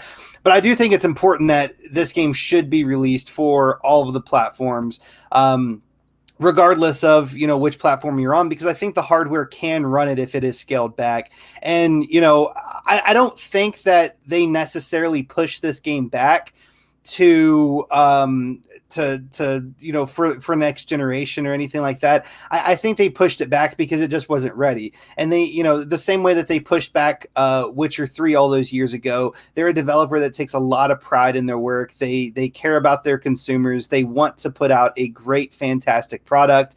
And for one reason or another, the game wasn't quite up to, to their standards, so they decided that they wanted to push it back and have more time to develop and polish it. And I think that's really what it's on about. And as far as talking about who like playing the blame game, like everyone's blaming Xbox because the Xbox One original console is less powerful than the original PS4. But at the end of the day, yeah.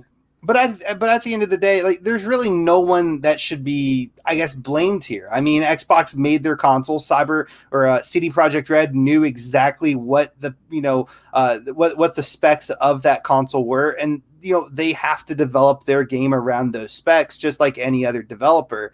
So I mean, there's really no one to blame here. They'll scale it back. It will be playable, and and anyone that wants to play it will be able to play it. But the real question here is, will you be able to wait to play it? I'm definitely gonna. Me personally, as great as the game is gonna be, I will wait the 60 days. I'm sort of glad. Well, I'm glad that they pushed it back for two reasons. A, because anytime a developer pushes back a game, yeah, it's a sad thing, but it's also a good thing because that that means that their product is going to be better. But another reason why I'm kind of somewhat glad about it is that I have to wait a lot less time until the new consoles come out, because I don't know if it released in April, I don't think I would have been able to wait. I don't think a lot of people would have been able to wait until like next gen, probably not, to play. And now as it stands, we're looking at maybe at most a month before the next generation comes out after this game releases, if the game doesn't release as a launch title alongside these new consoles. But I'm super pumped for Cyberpunk. I don't worry about the, like this current gen, if the game will be playable, how much it will be held back. If you're worried about that, then, unfortunately, you're just going to have to spend more money to make sure that the game's quality is exactly what you want it to be. No, those are all really fantastic points, dude. Well said. And I agree with you. I think that April, it would certainly have made it a lot harder for folks to wait. But that now that we get a September launch, for all we know, again, we'll know on February 5th when the PlayStation's releasing, which is going to be great. And I believe that there's an Xbox event planned for April. So that will probably get maybe a release date and price there. I think that's Microsoft is going to follow Sony instead of usually in the last generation and generation before that. Sony always went second, and they were able to counteract moves that Microsoft is making. Now the shoe's on the other foot, so it looks like they're doing things a little differently. So, but getting back to the consoles, yeah, I'm willing to wait for Cyberpunk because again, I want to experience. I went out this year and I bought myself a new TV. And it has all the bells and whistles, and I want to enjoy this game at maximum performance. And again, I don't have a rig, so I'm going to enjoy it on my Series X. But great, great follow up and great ending to this amazing show. But Crispy Bomb, let me go to you next, dude. Are you upset by the delay of Cyberpunk 2077 by 2 months? Or, well, not 2 months. Actually, more than that. April, May, June, July. Yeah, so it's quite a bit of a delay. Are you upset by this delay? And do you think that there really is there's something to this blame game of the older systems just not being able to power this game the way it needs to be to run? Well, in general, at this point, any delay is good, in my opinion. I mean, we've seen games that, just say, okay, this is our date and that's it. And they come out like just a big old turd, just, floating in the toilet there. And I'm sick of playing like super broken games. I mean, ones that you can't complete missions and stuff like that. As far as it, holding back, I would more or less say that maybe they didn't want to release something broken on the OGs and something great on the new ones. Maybe they said, okay, they're not going to be to their standards on those less powerful consoles, so let's try to make this work. That could be a possibility. They could also just want to get closer to the next gen launch window. We don't know. In my opinion, the reason why I would wait is because I have this inkling and this tickling in my gut that it's going to end up on Game Pass. And for me not to have to drop $60 on this game would be pretty amazing. Well, that's the rumor anyway. That's what we're hearing. Yeah. Even if I had to wait 6 months or a year, just because there's going to be so many games coming out this year that, I don't necessarily feel like I have to go out and buy this day one. And it could just be like added to not being in my backlog. And now I'm like really interested in it when it hits Game Pass. So I kind of, this is where one of these games are like, I really want to play it, but at the same time, to not spend that money that I hold so dear, that it would be interesting if it came to Game Pass, and I think that would be a huge sell for people to come to the Xbox ecosystem. And everybody says, well, how would they make money? Microsoft will cut them a nice fat check. Just telling you. Yes, they would. The check would be ridiculous. I'm sure. No doubt about that. And last but certainly not least, Hyena Den, are you back, sir? Yes, I am. Excellent. Okay, so listen, regarding the Cyberpunk delay, are you like everyone on this panel agreeing that delay is never a bad thing? And do you honestly believe that there's the rumor that's floating around that people are running with, because everyone just hates Xbox. It's just the way it is. that all this ginormous $1 million delay is all because the OG Xbox One, or do you believe, like the original report stated, that it wasn't just the Xbox, it was in fact the vanilla PlayStation 4 as well as the fatback Xbox One? And do you also agree or disagree on it skipping this generation? Should this game have been next gen only? I agree with everything that everybody on this panel has already stated. So, first and foremost, I am super excited for Cyberpunk. Well, it's right up your alley with RPG. Yeah, I love dystopian themes in entertainment as a whole. Video games, movies, doesn't matter. So Cyberpunk is right up there. There's no way that, considering that the base PS4 and Xbox One specs are relatively close between the two.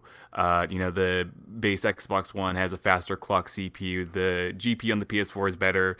Yeah, everybody's already heard this 1,000 times over, right?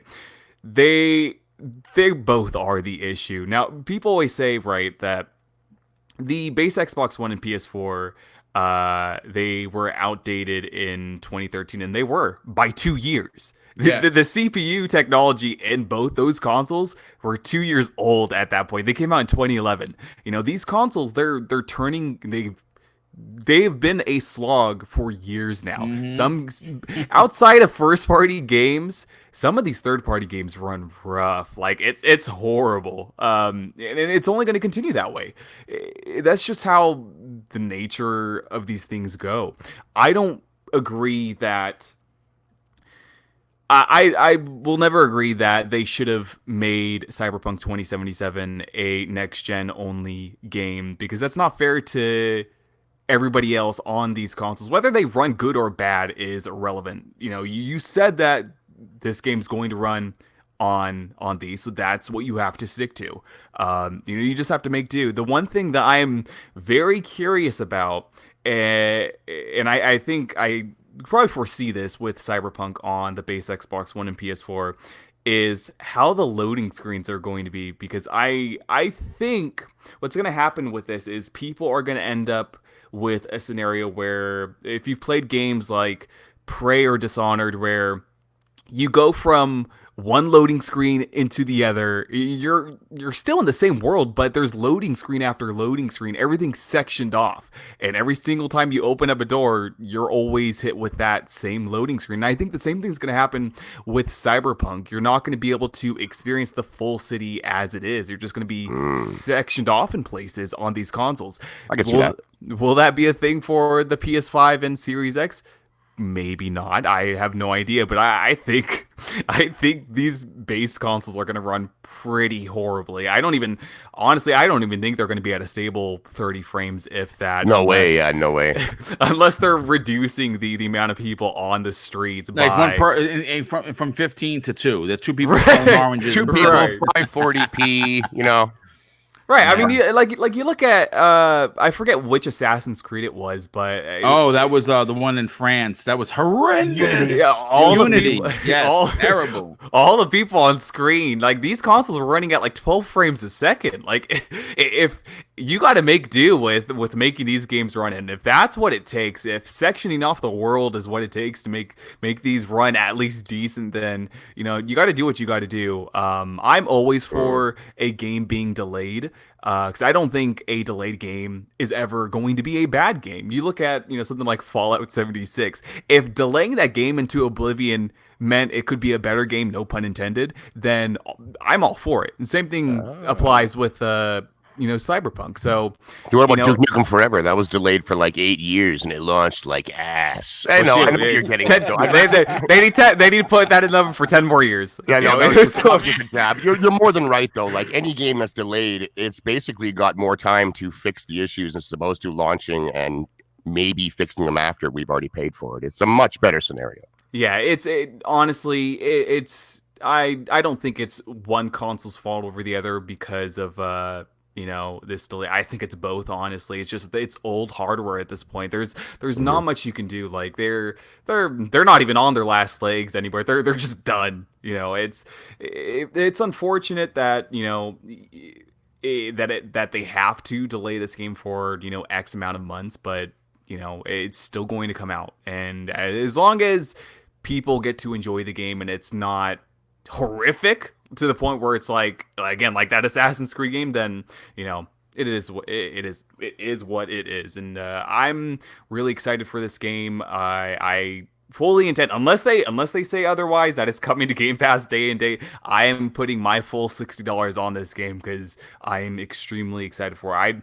I don't know if I want to wait until September to play it. I don't know if I have that much willpower, but we'll see what happens. I'm excited for the game though, and it's unfortunate to see Techland delaying their game, and this one and that one, and that's unfortunately the theme of 2020 so far is the massive delays. We saw that with Final Fantasy VII by 2 months. We see it with Cyberpunk. We see it with Dying Light 2, and I'm sure there's going to be a few more. But listen, this has been, my goodness, 2 hours and 13 minutes of the best gaming talk that you can find on Friday morning. I want to thank everyone, of course, in the chat. We had almost 300 people watching live, and that is a really big deal.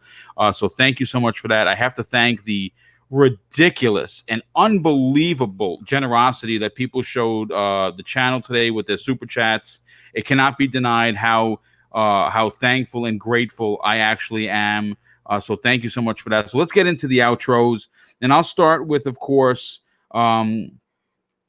I'll start with Zemi Games. Zemi, obviously, you are now a part of you were a part of Breakfast with Boom for quite some time, and you've now moved on to greener pastures with the Xbox Factor podcast. Yeah, that was a pun intended.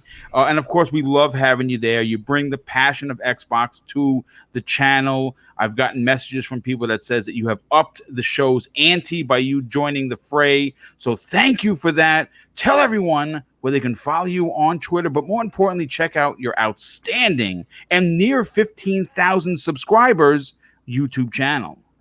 Well, thank you so much, Boom, and I always appreciate it. And I definitely appreciate you throwing me out the invite to get me on the show today. All the topics were absolutely fantastic, and I thoroughly enjoyed it. If you guys want to check out my YouTube channel, I do a bunch of gaming content, gaming news, tutorials, some Let's Plays here and there. It's called Zemi Games, and also follow me on Twitter at Zemi Games. I don't post all that often, but I'm trying to get better. But my DMs are always open. So whether you agreed with some of my opinions today or disagreed, always feel free to send me a message through my DMs. I always love talking to the community. And yep, that's it. Thank you so much. Well, thank you for being here as always. And real quick, Corey Polo drops an additional outstanding and extremely generous $10 super chat. He says, thanks for the great show, but thank you for being here, because this would not be a show if there were not people to listen. And of course, thank you for your generosity. So Shady, you're going to be doing double duty today, as you said on Twitter. And of course, you will be back at it on Monday evening on the newest episode of Primetime Gaming. Do me a favor, dude. Tell everyone where they can follow you on Twitter. And more importantly, what other places could you potentially show up to do podcasting? Not a problem, Boom. First of all, I'd like to say shout out to everyone that showed up this morning to listen to us all discuss games. It's awesome. You empower the show. Great. Thank you very much, everybody. You can find me here every single Friday morning on Breakfast with Boom. Mondays, I'm on Primetime Gaming, also on your channel. And then tonight, I have the luxury of swinging by and hanging out with some of the most passionate gamers in the community on the GRG podcast with K Mega and crew. I absolutely love those guys. I love their show.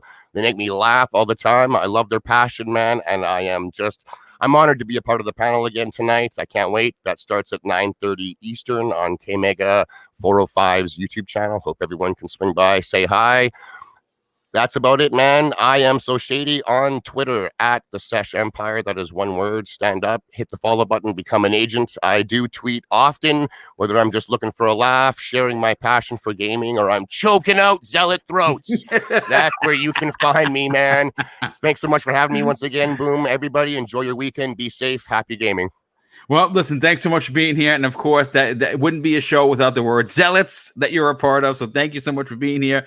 BitCloud Gaming, thank you so much for being here once again. This was a great show. I knew that when I sent you the show notes that you were going to be smiling from ear to ear. This basically was written for you because obviously it was very PlayStation focused. It had some Resident Evil information in there. And of course, you have an amazing show going live this afternoon, and everyone needs to tune in. Do me a favor, tell everyone about that, and more importantly, tell everyone where they can follow you on Twitter.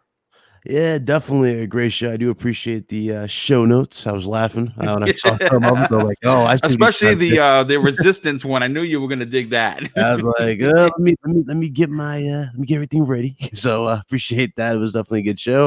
You guys can follow me on Twitter, BitCloud Gaming, and check out the YouTube channel, BitCloud Gaming. Same thing. RGT podcast, 5 p.m. Eastern today.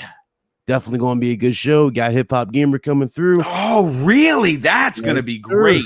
And we're going to be talking about Sony's February event, what to look forward to. But we're also going to be talking about what he supposedly was told. So he's going to be dropping a little bit of nice tidbits here later on today. So I'm definitely getting ready for that. But I'm caring for those topics and talk about a few things, as well as February 6th. February 6th, we got Mr. Gio Corsi coming through. One-on-one interview for yours truly. Huge. So I can't wait to talk to him. He's now chief officer of Elphonic. But for those of you that do not know or remember him for something else, he was a former Sony executive. He was in charge of second party Yes, he was. for Sony. So I can't wait to talk to him on the 6th. But yeah, it's awesome, man. Awesome time to be a gamer. A lot of games for 2020. Hope you guys enjoyed the show. Hit that like button, and I will most certainly see you guys later. Y'all have a blessed one. Well, thanks so much for that. And if you don't know who the hip hop gamer is, he's affiliated with Hot 97 here in New York City. And I had the absolute honor and pleasure to get a chance and met him at EA Play, and during one of the rooftop after parties that I was a part of during E3 of 2019. He is a gentleman. He is great to talk to, and I have a couple of pictures that I posted on Twitter of meeting him. So yeah, tune in today for that show. That is going to be epic, and good on you for getting him on the show, dude. Hyena Den, first of all, thanks so much for getting up early, because it is and was 7 a.m. when this show started on the West Coast. Some consider the best coast. I don't. I'm sorry, because I'm an East Coaster. But thanks so much for being here. It was great to have you a part of today's show. And of course, it's great to have you back on the panel. Tell everyone where they can follow you, but more importantly, if they want to check out your YouTube channel. Well, first and foremost, it's always a pleasure to get invited onto the same show as you, Boom. Like, every single time you're in my DMs, ask me, I'm always there. So I definitely appreciate it. Yeah, everybody can obviously find me in the same place as always on Twitter at HyenaDenXBL. I just started a little project of mine where I'm starting to make montages of the games that I finish and complete on Twitter. And a lot of them are through Game Pass, some of them aren't, but I have a lot of games lined up. I just finished Children of Morta. That is a fantastic game. In Game Pass, by the way. Absolutely. A Plague Tale Innocence is next. Outer Wilds is after that. Wreckfest is after. I have so many games lined up. It's unreal, and I'm having a really good time making these montages through Adobe Premiere Pro. And my YouTube channel is obviously the same as it has been for the last few months, and that is Hyena Space 10. I haven't uploaded anything in the last like 3-4 months, but that might change within the near future. And the last thing I'm going to say is, and this is a shameless plug, not for me, but for somebody else, please go and check out the Ultra Preset podcast and help the guys out there with Merc 305, Frogs, and Meds. They do amazing work there, and it's always fun to listen to those guys, so definitely check them out. Yeah, do me a favor, dude. Hit me up in the DM. Give me all their information. I'd love to have them on one of the upcoming shows, and we can try and help them get some subscribers and learn a little bit about them. That's one of the focuses of 2020 for my small channel, is to help other small channels, like I did with Iron Lords. I've done it with Jamie Moran. I helped push the envelope to get Nukem past 1,000. Of course, we had a Double Barrel Gaming Presents for Basement Radio Arcade podcast, and early last year they cracked 1,000 subscribers. And again, the whole point of starting this channel, it was built on the ground floor with community in mind. So if I can help others, I'm going to make sure that they have a voice, because now I do. And I have a voice because of the near 300 people watching. So hit me up privately in the DM with their information. I'll reach out to those guys. And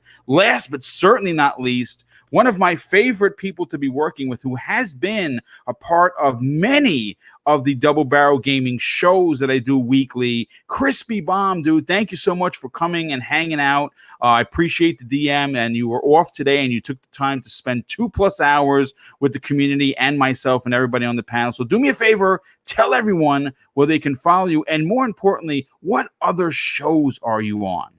Well, Boom, thanks for having me. The chat was fire today, and it's awesome to see so many people getting up early with us, getting that coffee brewing. It's always great. At Crispy Bomb on Twitter, Crispy Bomb 28 on Xbox Live. Hit me up. More friends, the better. That's the way I look at it. Next podcast tomorrow night, 7 p.m. And I also do Retro Renegades Tuesday night, 7 p.m. This week it'll be on Graphic Gods channel, XboxGamerPicks.com. Yes. Well, listen. Obviously, you're a busy man, and you bring a lot of fun to the shows that you're on. So, thank you so much for taking the time. And of course, I want to wish everyone a fantastic weekend. Enjoy gaming on whatever console you enjoy playing. Treat others how you want to be treated. And guess what, folks? It doesn't cost anything to be nice. You live by those rules, and I can guarantee you, you're gonna have an awesome day. Have a great weekend, and we'll see you next week on the newest episode of Breakfast with Boom. Take care, everyone.